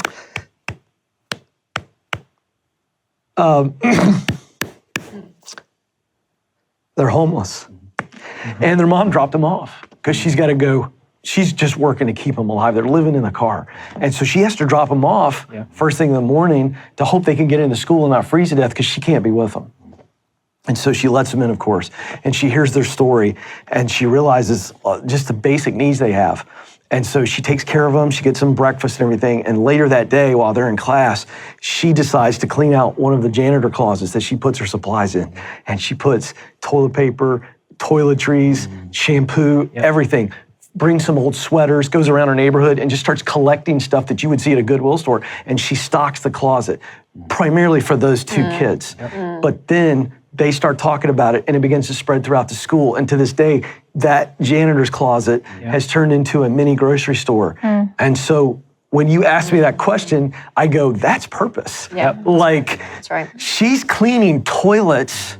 And they interviewed her in the story. She goes, I really love my work. I'm an organized person. I like cleanliness. But we think of janitor as this low bar, this awful, like, this is the worst you could be. And she goes, I actually really like cleaning things. And I take honor in my job. And then one day she gets the opportunity, and it's not about cleaning, and it's not about being a janitor. Like, she's on purpose. When we talk about purpose and contribution, it's not about title, it's not about salary, it's not about sales, it's about, did you make the contribution that you were put on this earth to make? And I would suggest to you, she's done that. Yep. Absolutely. Yeah. Well, I think so many people are empty because they chase the salary and the titles, and they don't know why they got the golden handcuffs, and they're not happy. And they're like, but I make this great, great salary or great title or whatever, and they're still unfulfilled. And it's because they're missing that piece of it. Yeah. I had some neighbors that we're getting to know. We moved and we're getting to know some neighbors, and a guy was over and he said, I was like, so tell me about your work. I know he worked in the public schools. And he said, I'm the associate director of tech. And when teachers have problems in their classroom with the computers, whatever, they call me. And he said, I'm in my dream job. And he's a veteran. And he's this, doesn't make a ton of money. But he was just telling me about helping out people with their smart boards. And, and it was like talking to you guys, like we just got off stage. And I thought, if you could bottle that up and sell that, it's just he has no ambition to. I don't want to run the tech department. That's for other people. I get to go help teachers. And it was like, man, how cool is that guy, right? It's awesome. It's awesome. And the hard thing is, I feel like that stuff is not applauded. And I'm like, that's what So I used to tell that's what I love what Ken does. It's like he gives the applause. That's the applause. It's when you find that purpose. Like that's what's applauded. But it goes so counter against what we celebrate, right? And I used to tell my staff, I cannot go to work as the chief student affairs officer in my suit. I cannot be here for 2 weeks. And nothing changes. That's right. And the folks who are taking care of the food and our bathrooms, if they miss a week, this place grinds to a halt. That's right. Yeah. So Right. let's not forget who's the most important person. Right. And I think Love that. I think we get it dumped upside down sometimes. Yeah, totally. John, I want to circle back to something you said a minute ago because I thought it was interesting. You were talking about you tried to fast forward the wisdom you got. You know, you were getting all these degrees, but you tried to fast forward it. So I've seen this pattern with a lot of people I work with where they almost feel like they can't do anything until they get a piece of paper. And they want this permission. And sure, like if you're a surgeon, you need to be qualified, right? But like you just showed up. You just showed up at the news station. Yeah. Kind of put me in, coach. I've never taken a public speaking class in my life, but I have 12 years of being on stage and getting experience. So I just wonder, what are your thoughts, and Ken, your thoughts on what is the balance of there's some industries where you really need a piece of paper. No one's going to let you operate on them if you have not gone to medical school. And at the same time, I think some people swing to the extreme of sitting around waiting on the piece of paper, especially in industries that you don't need it, where it's you're going to figure out how to do the job by doing the job. So what does that look like where we need to take action, but also, sometimes you do need a piece of paper? I don't know. In my world, it's been both and. Okay, yeah. Is if I just run out with a bunch of enthusiasm and a couple of cool cliches in the middle of the night, I can hurt somebody. Right. So I need to have spent a couple of years grounding myself in who am I, why, what are the theories behind what I'm doing. So that's really important. Right. And I can sit there and read a book all stupid day. I got to start showing up. And so very similar is I just started doing ride-alongs. Right? I had a buddy who had a small program with the police officers, and that informed my work at colleges. And I started asking my students one more question when they came and said, hey, I'm struggling with my disability services. And then just going, are you okay? And they'd go, no. And so it all worked together. But for me, it's been both and. And anytime somebody on either side is, you don't need any of this stuff. Yeah, you do. Right. And somebody who's like, if you don't have this piece of paper, you're nothing, you're an idiot too. And so for me, it's always been both and. I would add that, in broadcasting, Courtney and I, that's kind of our trade and background. And, the degree itself doesn't matter that much, and it's really learning the trade. And I think that what's so hard for us as humans, I know I struggle with this big time, is that we all want the thing now, right? So we want the shiny thing, and we're like, are you serious? I'm gonna have to take this class, and I'm gonna have to do this, and I gotta go through all this. And that's just natural tension, and that's okay, because we all want the thing, but then it's like, oh, I have to go through all this. Is it worth it? And I got to tell you, in those moments, and I've been through that, I know you all have too, I just remember that I was like, how bad do I actually want this thing at the end? Like, how bad do I want to get up the mountain? And if I want to get up the mountain, I'm going to have to train. I'm going to have to buy the equipment. I'm going to have to learn how to use the equipment. And I remember this great line in this movie called The Great Debaters. And Forrest Whitaker's the father, and he tells his son in this argument at one point, he's on this debate team that they're going for the national championship, and he's spending all of his time on debate, and he's a great student. And there's tension, he's not getting his studies done. And the kid's like, Dad, but I'm basically a stud on this debate team. And he says, you do what you have to do so that you can do what you want to do. And I think for me, I had to learn that because it was really, really hard. I wanted so bad to be on air. And now I look back, and if I had not done the basics, like this broadcasting class with a bunch of 20-year-olds, I wouldn't have gotten the opportunities that I've gotten because I could actually do the basics. And so I think that's the key, is to understand the basics, the fundamentals, all of that stuff. You've got to do that in order to do the thing you want to do. And then here's the deal. You'll look back and you'll go, those were some of the best times when I learned that I could actually do it. Like when you started speaking, you realize I can actually do this. And the more you speak, the better you get. You have to pay attention to those experiences because like you can be on stage and you tell a joke and no one laughs. You're like, okay, learn from that. Mental note, don't tell that joke again. But what I love in the pattern of all of y'all's examples is you point to these moments or these people or the greatest showman, or I saw this person doing what I wanted to do. We learn from them. A lot of people can have those moments and they don't learn from them. And so I love that, like, if you pay attention to the themes of your life, pay attention to what makes you light up and come alive. And some people are just walking around and they don't pay attention to those moments. And so I think there's something in that too, of like there is. learning from. Well, you and I were just intentionally having learning from that. lunch yesterday, and we were talking about your event, Business Boutique, and how that felt being on stage, and then there's an event coming up, how that felt on live stream, and you're like, how was your body feeling in that moment? Like, what were you feeling when you were on that stage? Did it feel good to you? What did you love about it? Yes. And it was really good for me to understand, okay, I can be really good at something, but do I love it? Because I think that sometimes at least for me, my whole life, I did the things that I was just good at. I was good at singing, so I did it and I loved it, but also I was good at it and I needed to be good at it in order for me to love it. And broadcasting with the news, I was good at it. And therefore, I loved it. But then I realized as I stepped back, I hated it. Like, I still have trauma from it. And so I think also, too, like, as we get clear about what we want to do, sometimes we just deviate naturally toward the things that we're instinctively good at, but maybe it's not what we want to do. Like, I don't want to be in the news.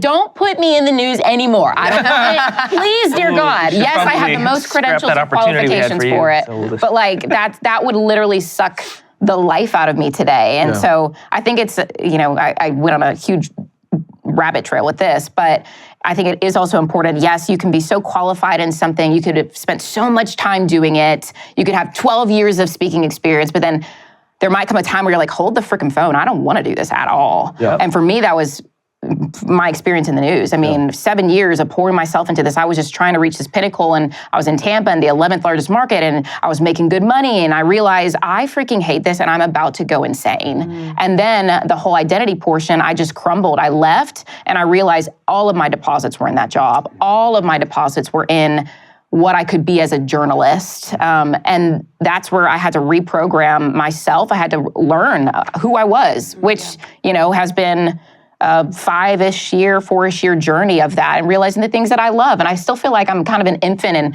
what are the things that light me up? Are you enjoying what you're doing? Okay, yes, you're great at live stream because I did camera work for 7 freaking years. I should be good at it or else we have a problem. But like, is that what you love? Is that what your body is actually telling you that makes you happy? And I think, Courtney, that piece, when you love it, circles back to doing the things that we always say, don't despise humble beginnings. But you can get through those humble beginnings because you love it. Like when you are in that, it's it is. And we laugh about our early days of that summer.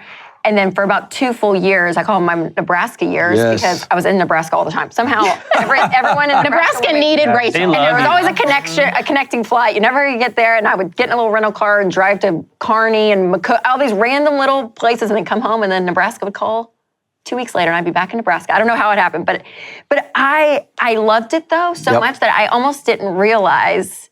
And I was so young. I was 21, so I'm like, I didn't know it was supposed to be any different, and so. We even laugh about that summer, me and Christy traveling around, and they would, if they're watching this, they're probably like, these girls are so not grateful.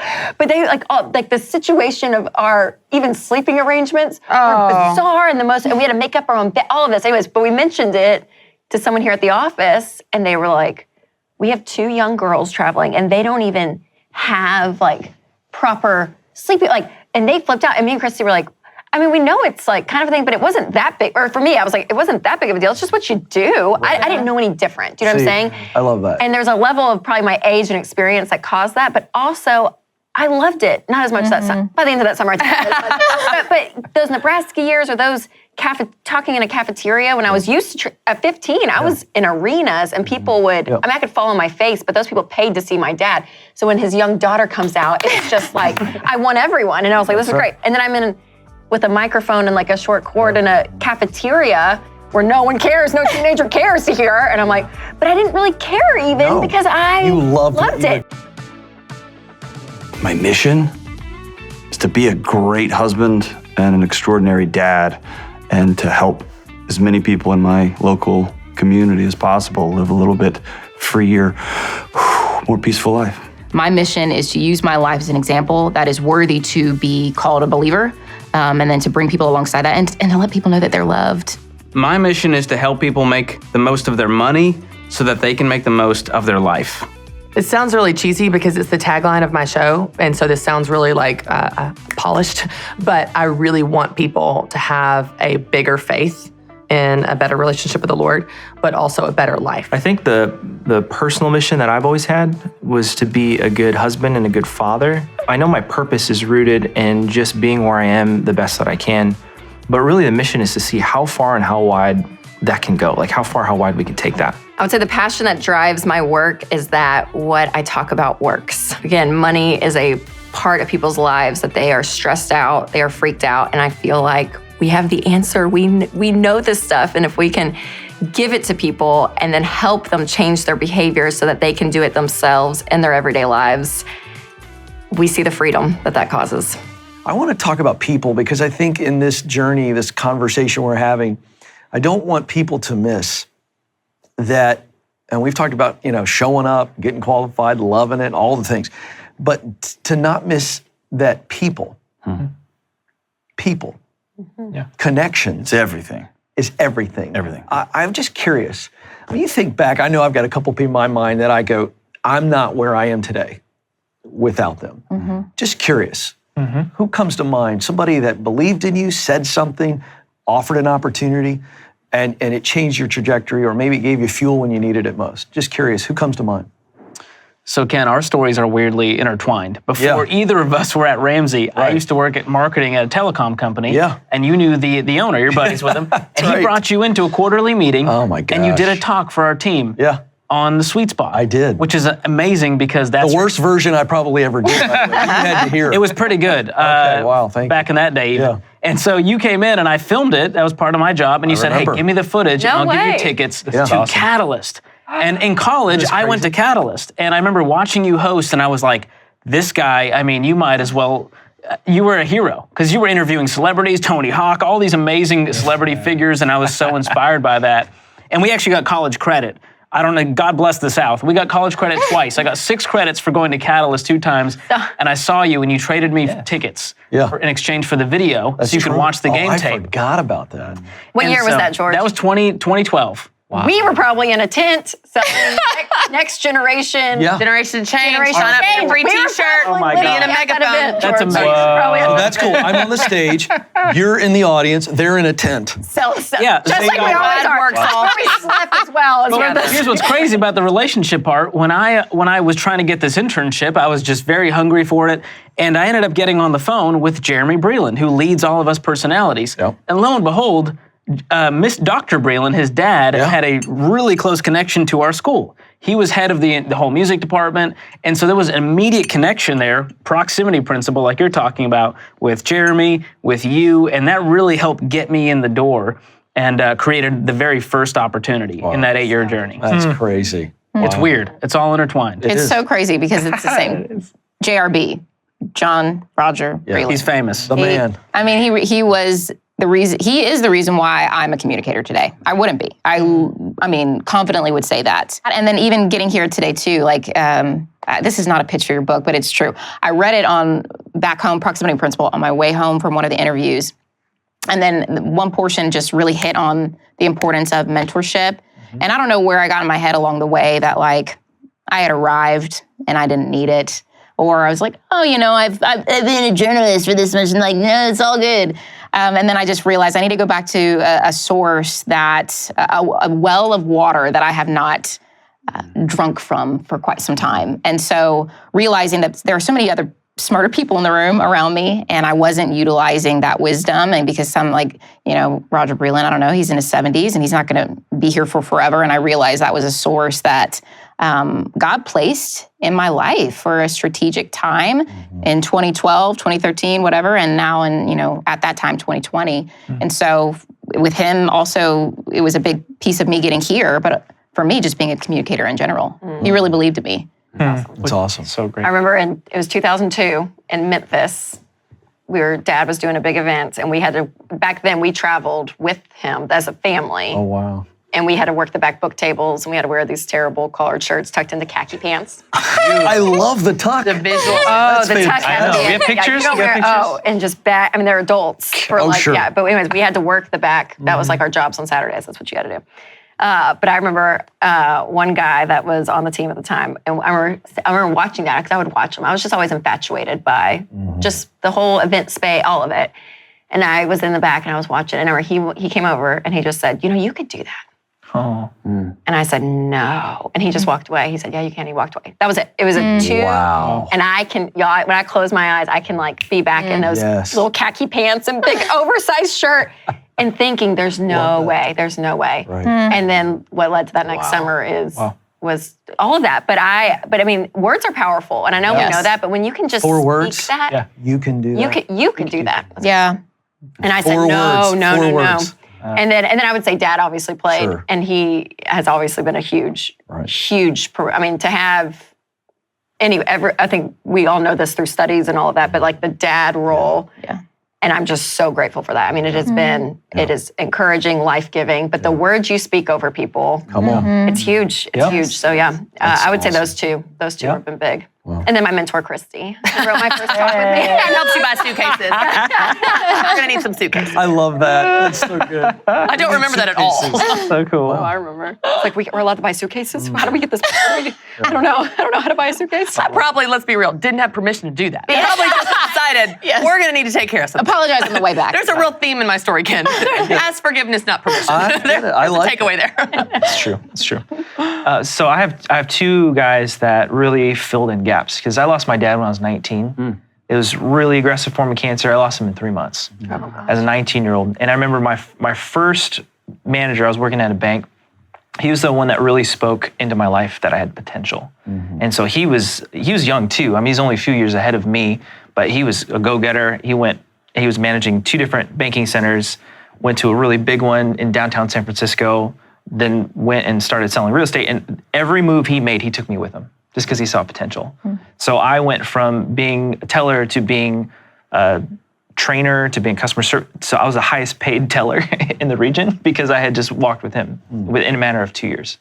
And that was just an unforgettable experience of having somebody come alongside me and say, hey, I think you could do something more than what you're doing. Really set that up for me professionally and with my potential. But then when I made the transition to work for the church, the associate pastor, he's the brother of the lead and founding pastor. He's the one that spoke into my character. And he saw, yeah, you can do a lot. Like you've got talents, you've got skills, but your heart sucks. I was like, thanks, man. But he was enough of a friend and cared about me more than what I could do, that he was willing to dive into that and walk with me in that. And that I will never forget. Like that's the value that I still hold today. Is like I could continue to grow and be skillful and all stuff, but it doesn't matter if my heart still sucks. Yeah. But because he spoke that into me, that's what I focus on way more than anything else. That's so good. Yeah. John?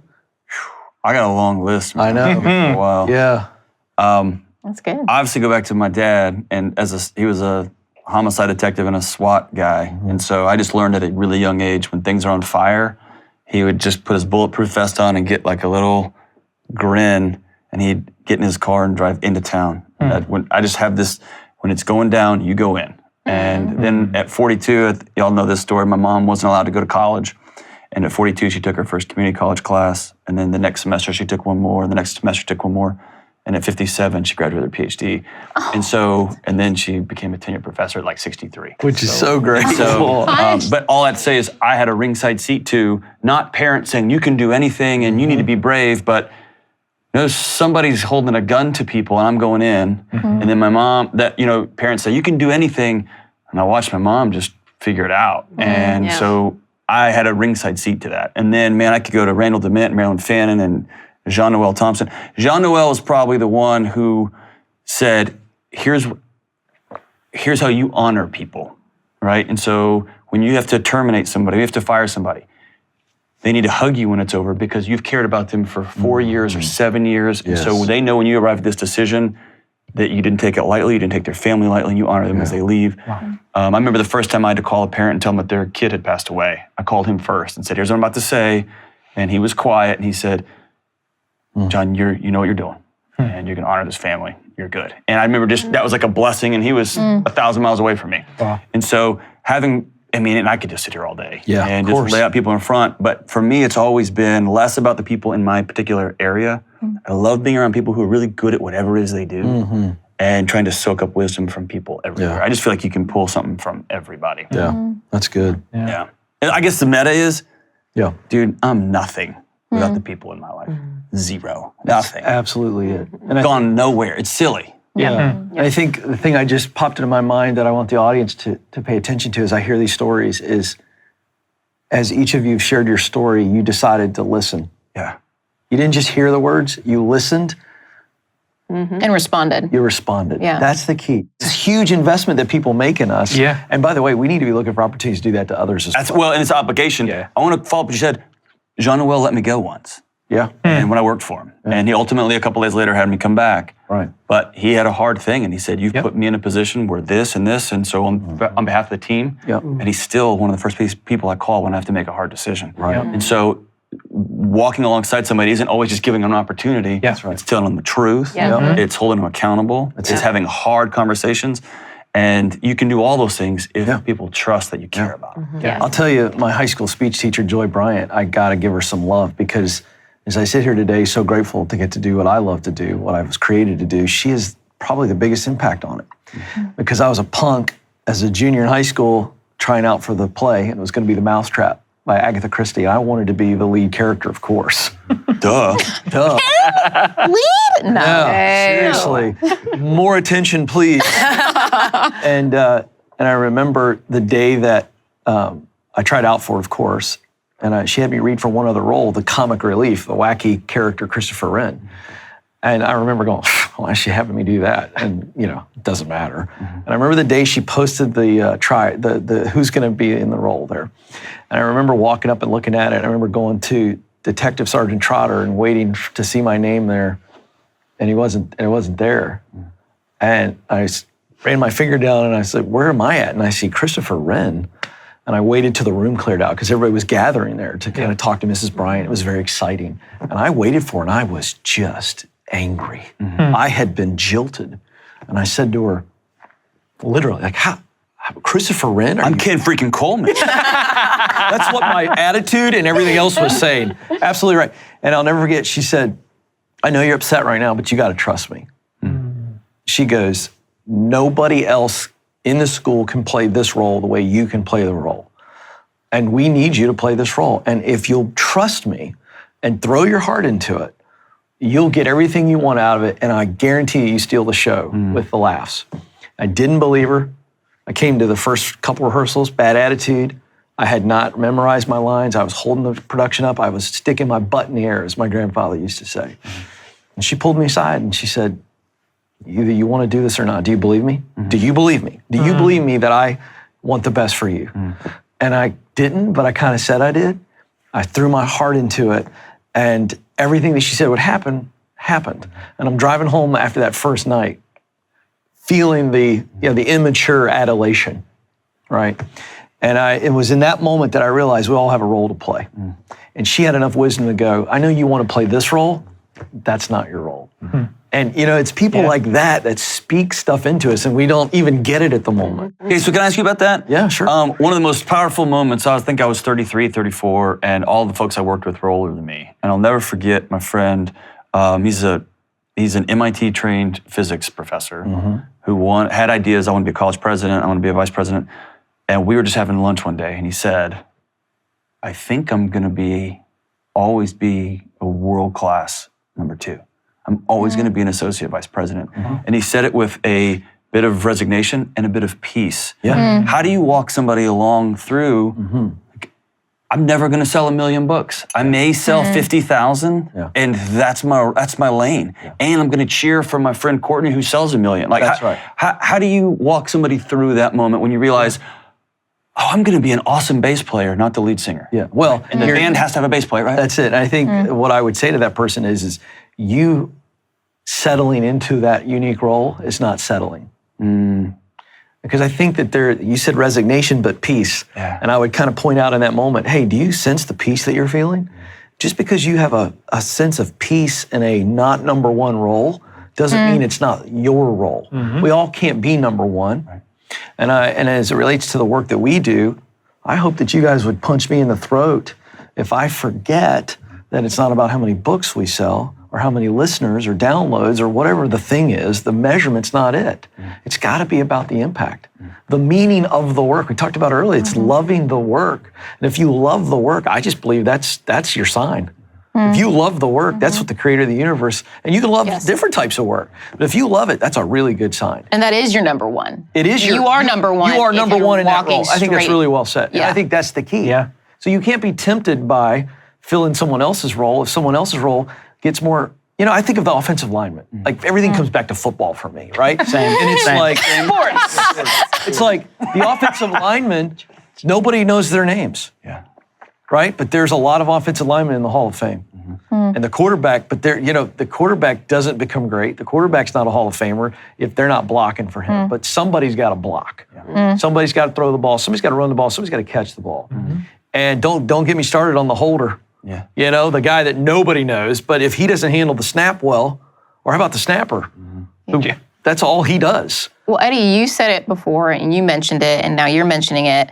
And I feel as though I had this conversation with myself 2 days ago. It's like, I feel like sometimes I'm always going to be number two. It's like, gosh, it's just not enough. Like, yes, but not enough.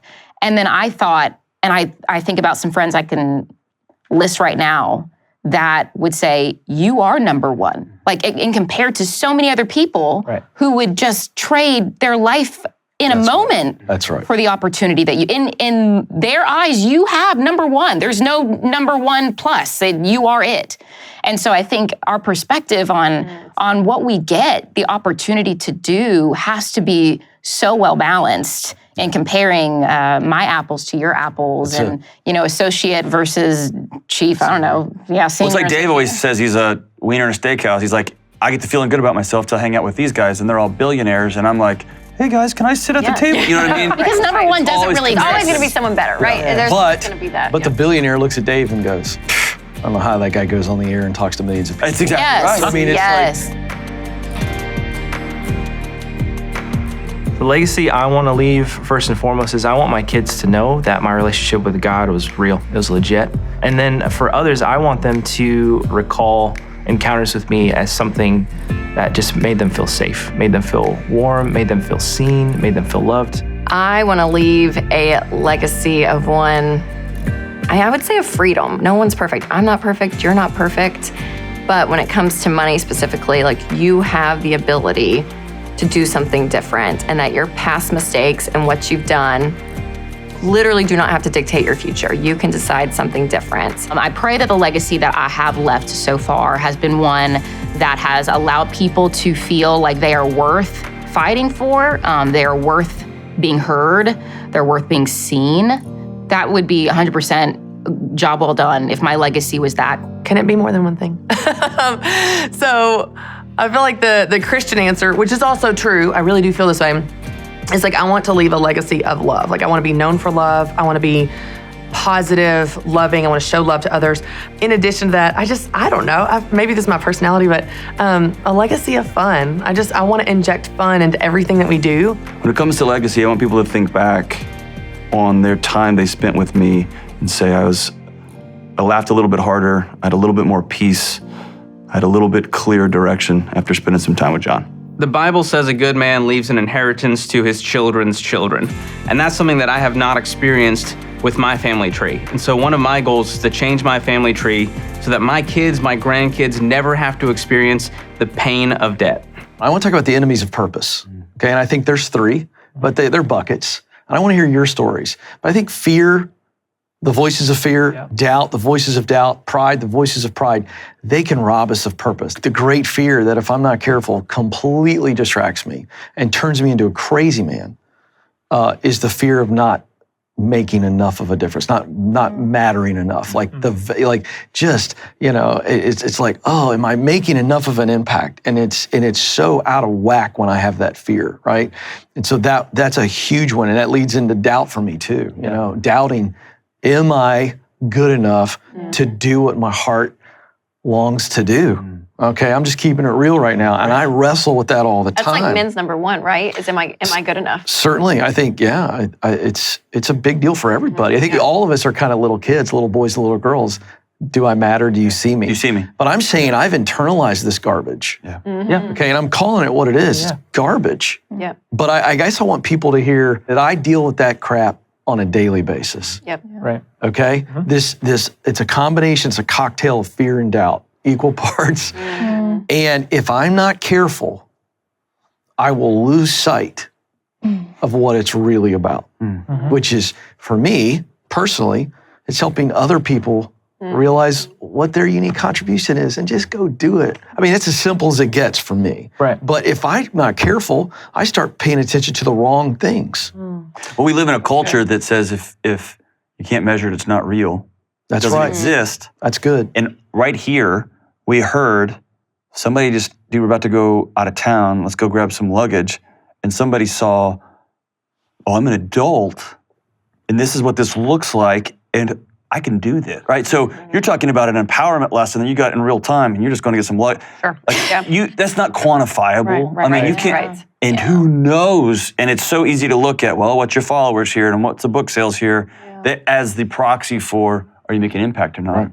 Yeah. So, and then for everybody out there watching, I mean, I think they share a lot of your fears. What are they? Let's name them. Yeah. What are you most afraid of? What do you doubt the most? I think my biggest fear is like that rejection of I need everyone to like me. I'm the people pleaser, the helper. So here's the thing. When I was 14, I was posting these videos on YouTube, and my cover of Rihanna's umbrella, which terrible. It had Timeless. It had like 200,000 views. It was great. What? The comment that stuck out to me was this: "You killed it, ... and not in a good way."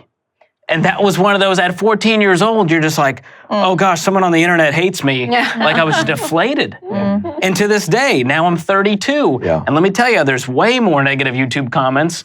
There's entire Reddit threads devoted to the hatred for me. And so it's so easy to get sucked into, I need them, no, if I could just get them, if I could explain, maybe they'd like me. And so you get sucked into that instead of the message that says, hey, what you guys did at that event, that message resonated with me, and I ended up paying off my debt, and it changed my life.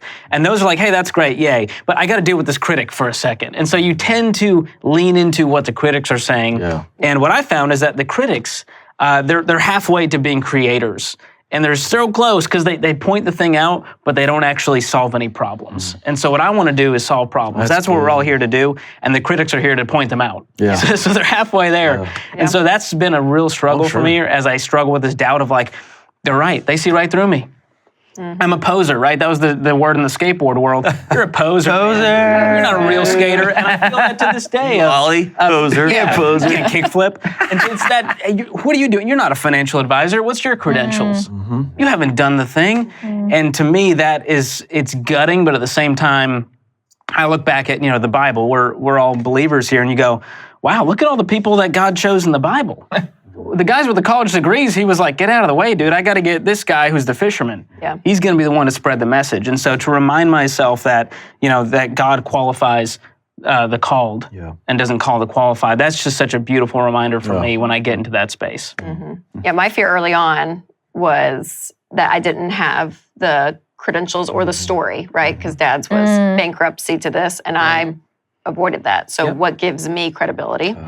And being Dave Ramsey's daughter. Right. And so that took probably a good 5-6 years into this, where I finally looked at myself in the mirror and I was like, you are not a balding 60-year-old man. You are God. 28 at the That's time. Like, why am I, and I think that was the moment I just kind of released it. I was like, I'm going to just be me. And I'm not going to be Dave Ramsey. I'm not. That's good. So, and I think that has helped, but that was a huge fear early on. And then now, I mean, I do battle with the mom stuff, the work stuff, my kids, kind of the balancing it all thing. I have a fear that I'm going to be too into one of the, I don't know, I'm trying, it's a constant pull for me as a mom. Sure. That's my fear as of today. Christy has a great book you can read. I know, and I do, and I read it all, I see it all, but it is still the thing though. It's the life, all the pieces of my life. It is. So that's my fear right now. What is the deeper fear and doubt on that, Christy and Rachel? I want to stay here because I think a lot of women watching. Mine are my kids. I don't want to get to the ends, and my kids feel like I chose something over them. Okay. Wow. That's a big one for me. That's real. That's a big one for me. Yeah, I think, the fear that you're failing, the fear that whatever you're doing the wrong thing. But as I've been living in this world for a while, one of the things because I like to look at it really practically, even this elusive idea of balance, and look at it from a practical standpoint. And one of the things that I think gets us to that place is there are a few buckets of our life that the work is never done. So with kids, you're never done, right? Like they always need you. They're always there. You could always be doing more, being more present with them, spending more time with them. So the work is never done. So if there's this idea, I'm going to start my business when the work is done with kids, it's never done. Or I'm going to invest in my career, my gifts, my calling, and it's never done.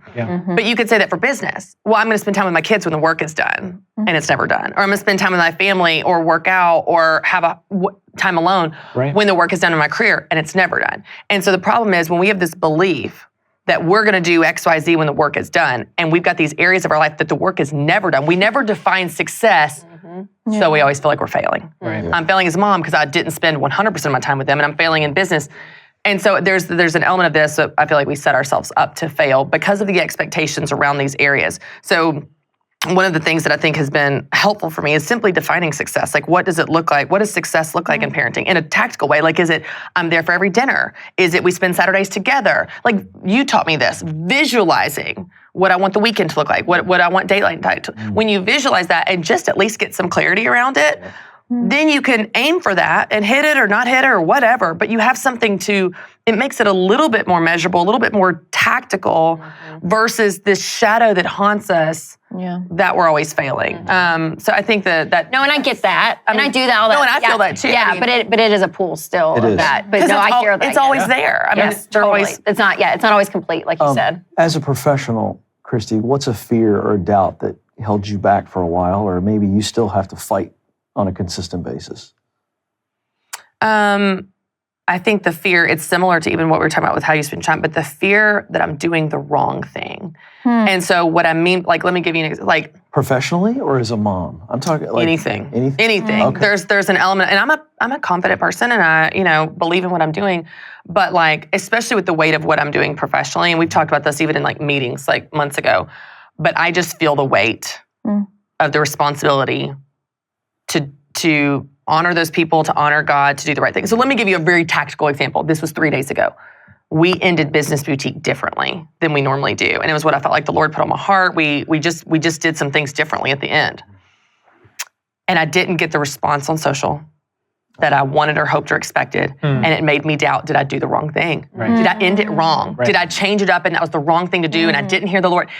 And there's this element of just like, yeah, did I do the wrong thing? Did I take that moment and not do the best I could with my craft or with the event or with the experience or honor? And you can't always measure it. Like sometimes you can measure it and the response is awesome and you get to see the fruit of your hard work. And sometimes you have to trust God in the gap. Yes. And there's not a response and you just know that God had you do that because that's what God had you do. But I think that there's just an element of responsibility. Same thing with my kids. Like, am I emphasizing the right things with them? Are they going to be in counseling later because I didn't emphasize? I don't know. So just We're always going to be in counseling. Sure. It's fine. There's just no playbook. There's no playbook for parenting. There's no playbook for life. And so there's an element of best practices, which is what we all love to teach. We want to teach you the best practices in career, in balance, in money. Yeah. And God is not a formula. Yes. He's going to write people's stories differently and he's going to lead people differently. And so it's holding these two truths of best practices and knowing it's not going to be cookie cutter. You know what I've found? I'm curious, I want you all to weigh in on this. I've found that some of the things that I fear the most when they actually happen, they actually ended up being much better for me. There was so much more good that came out than bad. Anybody else experience that? You know, like I fear this, maybe it's a failure, and it's like, but actually when I look back on it, that had a greater impact on me had it been successful or a doubt coming true. Right. Anybody have thoughts on that? Yeah. Well, I love what you just said, Chrissy. God doesn't write manuals, he writes stories. And that's beautiful because it's not this regimented, sort of blocked in thing. And I think I lived so long thinking if I just do this right, if I create the song in just the right way, if I build the structure in just the right way, if I put it out polished, then I'm going to see success. And I kept doing that and it never went out. And so I never got to have those rough edges chipped off from it just tumbling down a hill because it failed, And I was trying to figure out the means to get the best product, whatever it was for me, as music, as songs, right?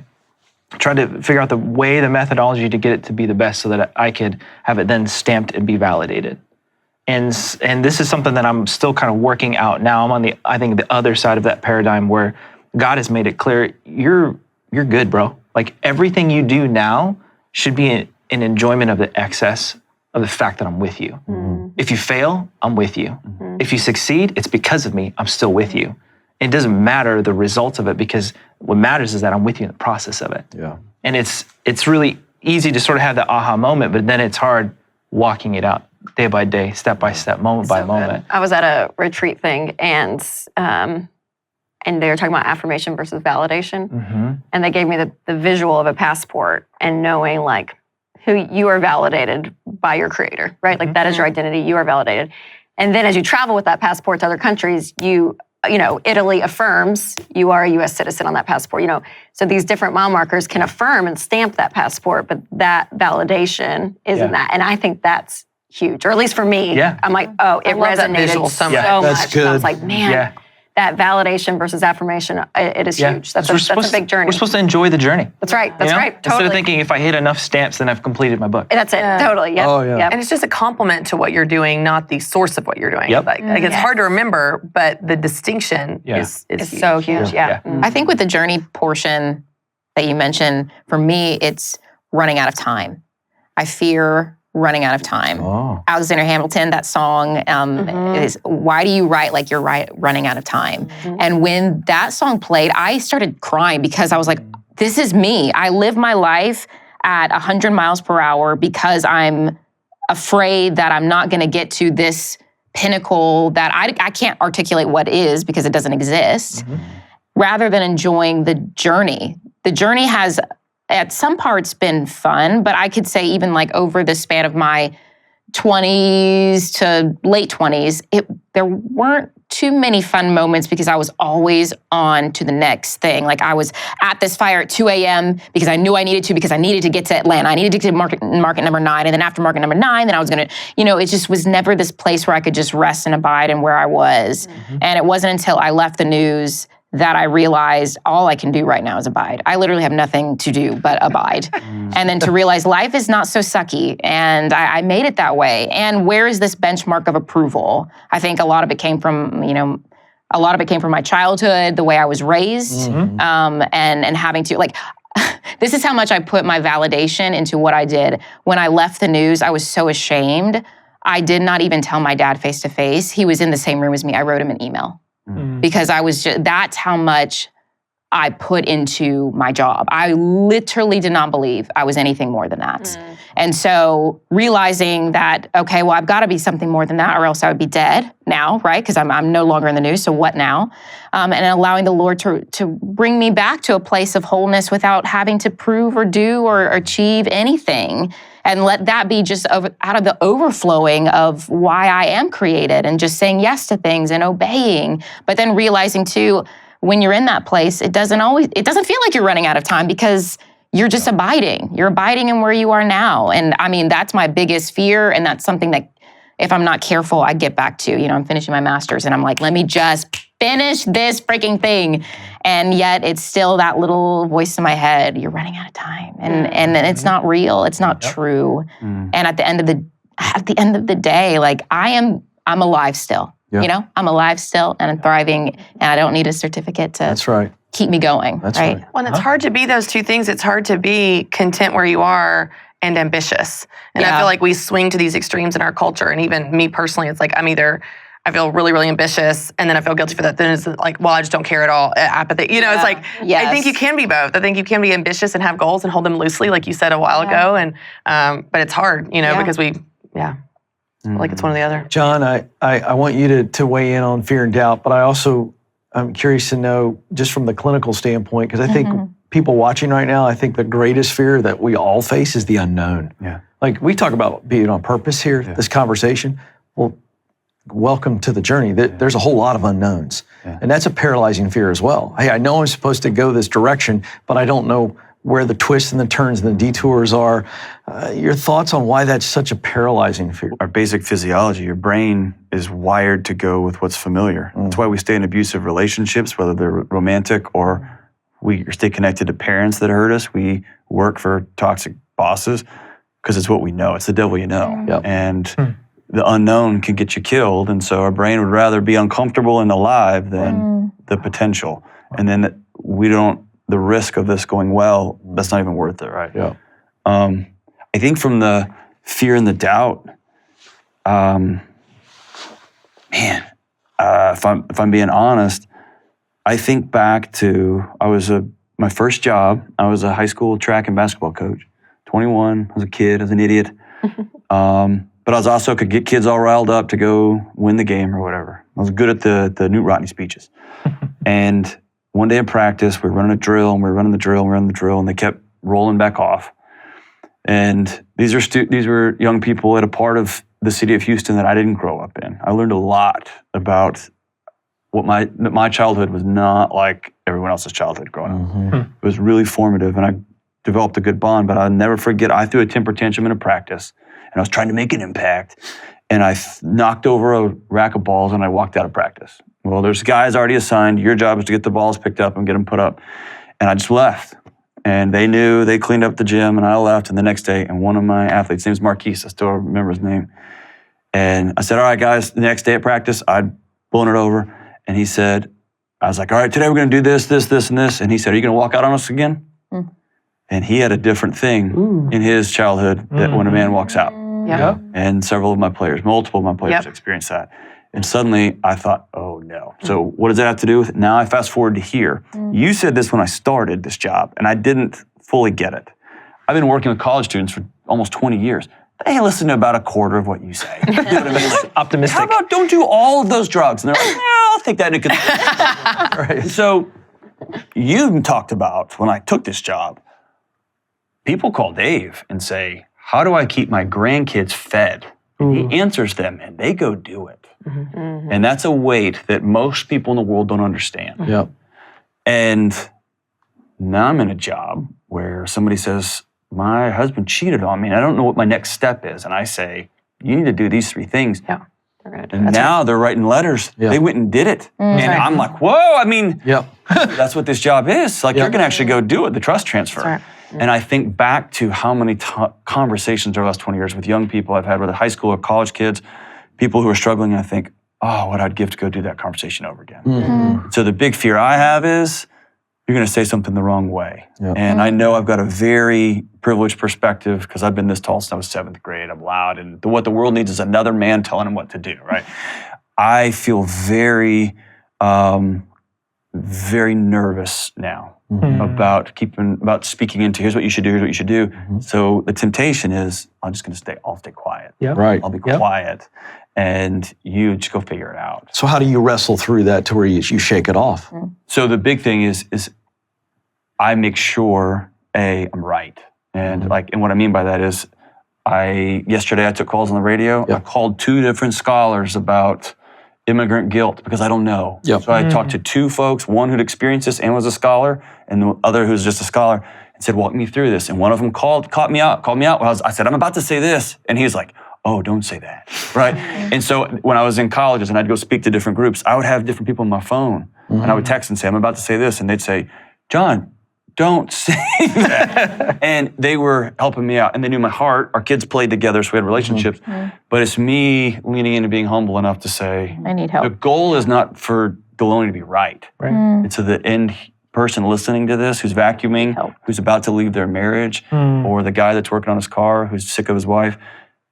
Man, can he hear this? That's good. And so I got to jump in for people who aren't in the content space. A lot of people watching are in different jobs. You just said something great. I just want to transfer it.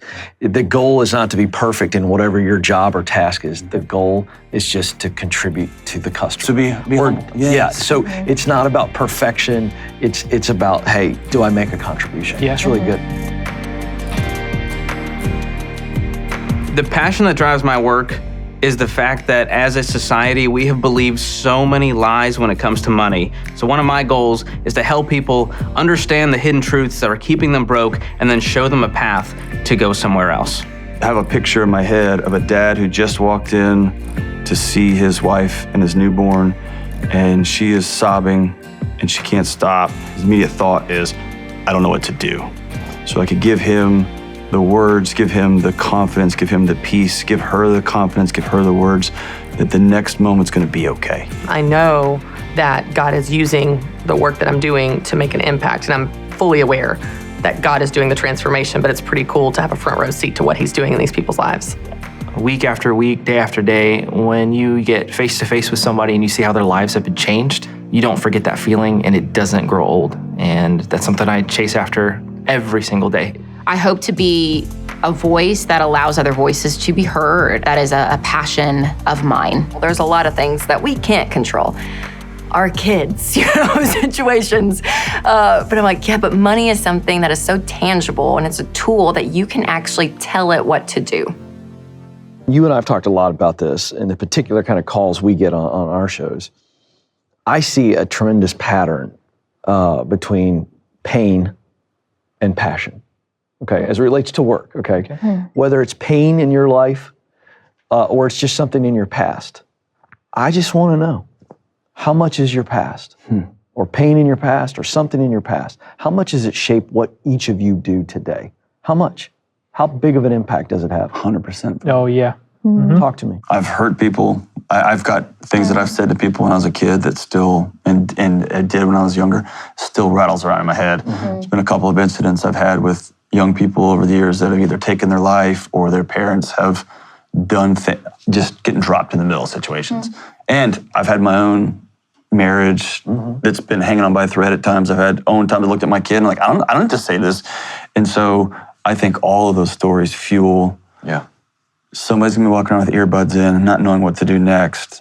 And I don't know that I'm gonna say the right thing, but I promise I'll be there with you, right? And that's this particular season right now. That's beautiful. And if I get fired and I end up back at Burger King, somebody today will be nice to you, and that will be me. You know what I mean? And that's the new goal. But I think all of it is, dude, I'm still running from demons, trying to recapture pain that I caused people. I think so. Yeah. What about the rest of you? Come on. Yep.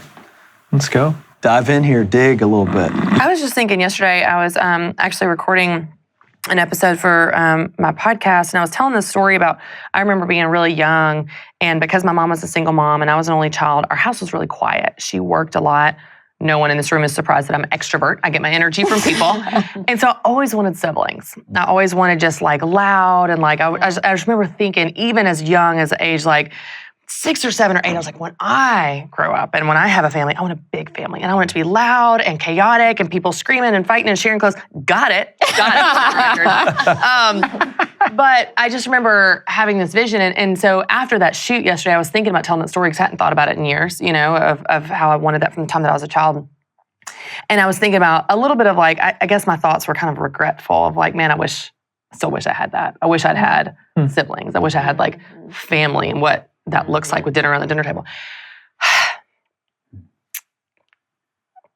I just felt the Lord in that moment go, if you'd had any different story, you wouldn't be you. That's right. You wouldn't be you in the unique qualities, good, bad, weird, everything, that make you you. And so there's elements of my story that are so camped in pain that made me hard in high school and college. And the Lord had to soften me. But how that's what turned that girl into, we're going to go get suitcases. We're going to speak on stage. We're going to, the pain has turned into a hardness that God has redeemed in so many ways. And so I don't feel like it's necessarily something I'm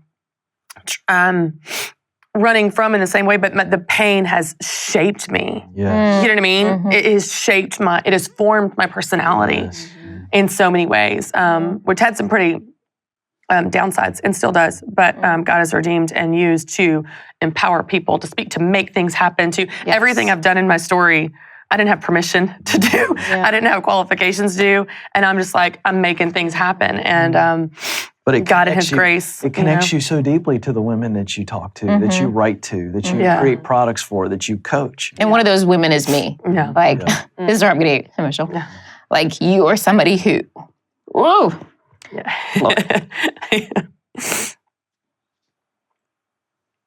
You bring people right alongside of you, and you push them to the front, even if that means that you're not in the front. And I could not imagine, and it comes from the purest place in your soul. And even hearing more of your story, it's like, it's because of that. You had to fight for it for yourself. And now you've used that to then fight for me. Like, you have fought for me, and you continue to fight for me. And so, like, on the receiving end of it, it's your pain has like been my joy. That's so good. Your pain has been my joy.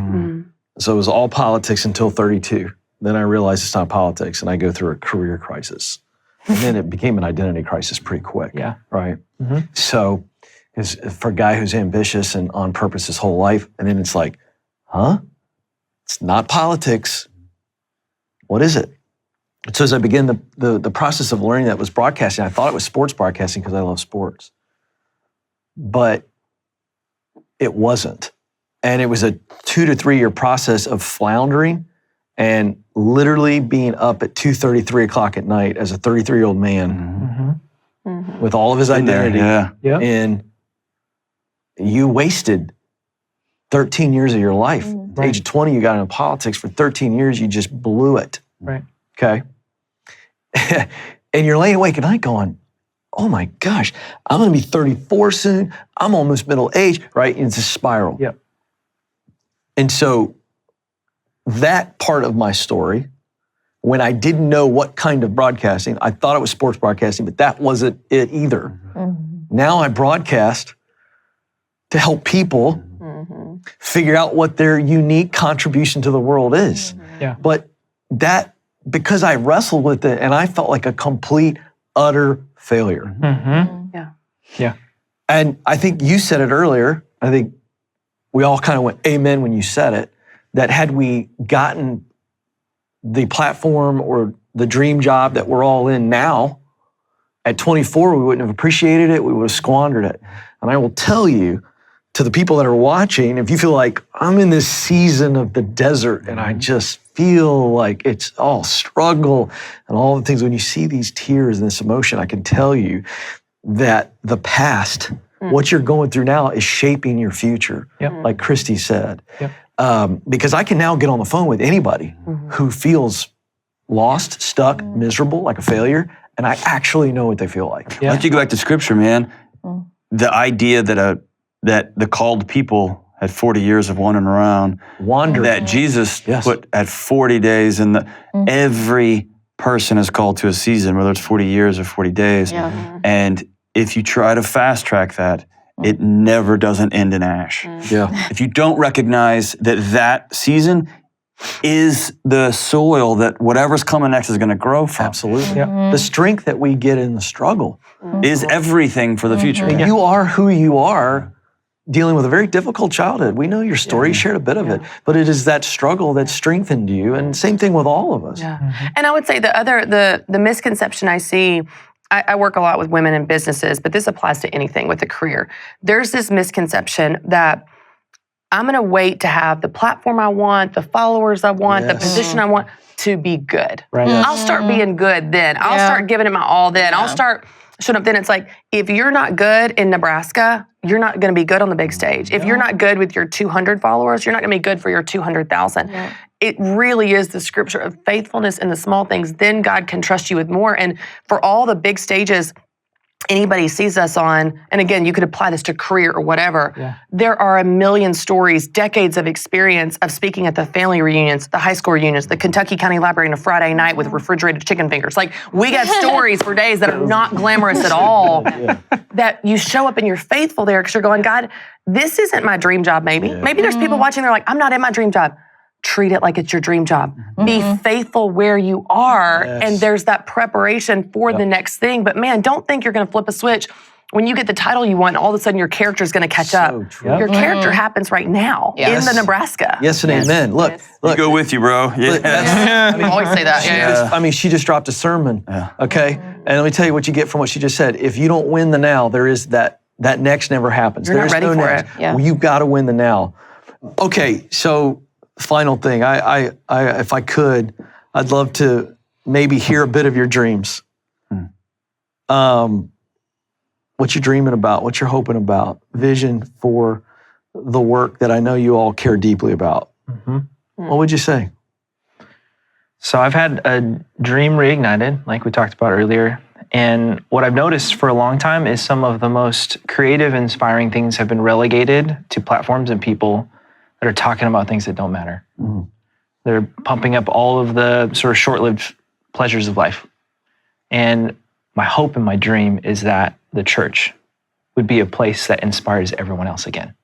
That people would see, because we have the best message to give of hope. We have the absolute most reason to put everything we can into everything we do. And I want to see that be realized. It's awesome. So I would say, just as inside talk within Ramsey, we've talked a lot about, and I don't think it's going to be a shock to anyone, but what it looks like to keep Ramsey Solutions going for decades, even beyond us around this, because I think the heart and the soul of truly what we've talked about so much for the last few hours of just helping people. And I just have never been around a group of people that were not perfect, but the hearts and the heartbeat and the longing of the team, and whether you're out front or behind the scene, whatever it looks like, we just do such good work. And I'm so proud of our team and what we get to do. So my dream would be that this continues and it blows up, and that we're able to be light in a lot of dark spaces in our world. So good. So I grew up learning that if I was helpful and entertaining, that I would be liked. And now being here and having the impact that we have with our message, I grew up watching some, comedians, late night show hosts going to do what they do, to make people laugh, especially during hard times when they're going through things. That would be a dream. So my dream at Ramsey Solutions would be to have a late night show that I'm not helpful and entertaining for affirmation anymore, but for impact. If I could do that and make people laugh and change their mind to change their life, I would say I have done the right work. I feel like my journey in determining what my dream is has changed a lot. I feel like I've been in this season of a lot of refinement in who are the people I'm supposed to serve long term, and will that change? For right now, with what I'm doing, it's been an honor, because I wear this honor and this badge with a lot of pride, lifting y'all. I love lifting this team. I love being the host of Business Boutique. I love being the host of that message. And that has been a heartbeat of mine for a long time, is for people to be seen a long time. And for me here, if I could say this is the pinnacle, if I can, with whatever I'm doing, whatever message, whatever specific avenue of our wheel of life that I'm able to invest into, I not only want to help people outside of these walls, I feel a very distinct calling to love on the people in these walls really deeply. And I feel like the Lord has given me just that. Like, he's like, I don't need you to focus on anything else, because that's not what you have right now. These people are your people, and these are your tribe. And I want you to be the biggest cheerleader for the people who are here. I love it. So good. I feel like mine has sort of shifted in the last couple years, and it's been a journey of paying attention to the market and God's prompting in my life, and also what I'm good at. It's kind of responding to that as this thing evolves. I've been here 12 years, and so done Business Boutique for like almost 7 years now. But in the last couple years, I feel like the Lord has opened my eyes to, there are these two worlds, and this is a generalization, but there's the faith world, the church world, and then there's the personal development world. And a lot of people view these worlds as mutually exclusive.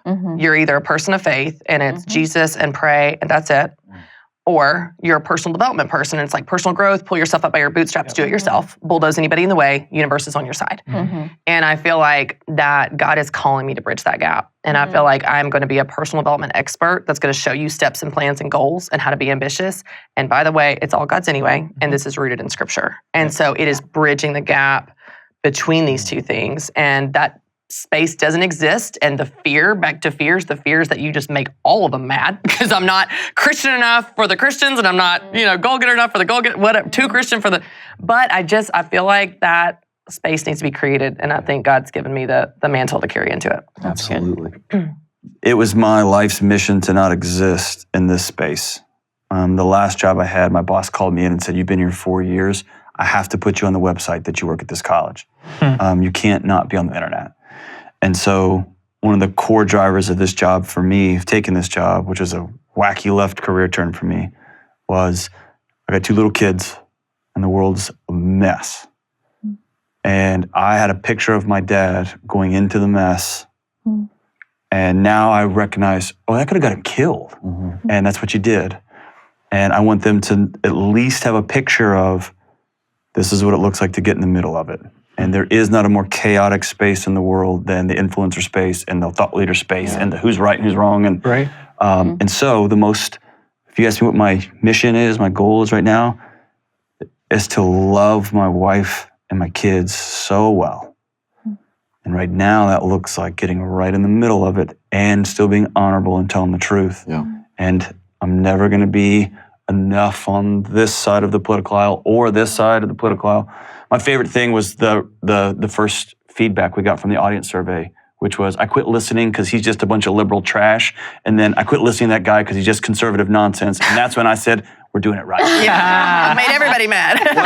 And I model for my kids there's a third way, which is to tell the truth and love each other and love people. And so that's the goal. And right now it's on the internets. You know what I mean? Walking that path forward. That's good. Well, I say this on the show when callers call in because it sounds cheesy and I stepped into it, but it's the truth. I'm living the dream, but what I dream about now is expanding the dream. And I did some research for this book, and I never had actually paid any attention to, much about Mount Everest and, all the things. And Edmund Hillary, the first man to climb Everest. And when I was doing some research for the book, I read that and I share this in the last chapter, that he gets to the top of the mountain with his Sherpa climbing partner, and they put some artifacts there to create a moment. They took some pictures, and shortly after that, they were standing literally on top of the world. And they began to look out, and Hillary saw another mountain range, and he said, that's what we do next. And it was in that moment that I realized that whatever that dream job is for you, whatever, for the people watching, whatever that is. And by the way, dream job just simply means you're good at it, you love it, and it's producing a result that matters. It's not about glamour. That when we get in that space, and I think we all are in some ways are in the dream job, but now we've been looking up for a while. We've talked about our journey today, and many people watching today are on their journey. But when you get there, you've been looking up for quite some time, but then the view changes, you're looking out. And I think that's the beauty. And I think that I'm in the dream job. And so now it's just about how do I expand the dream? And then Hillary goes on to be the first man to go to the North Pole and the South Pole. And yet at the end of his life, they asked him, what was he most proud of? This is the first dude to go to Mount Everest, North Pole, South Pole.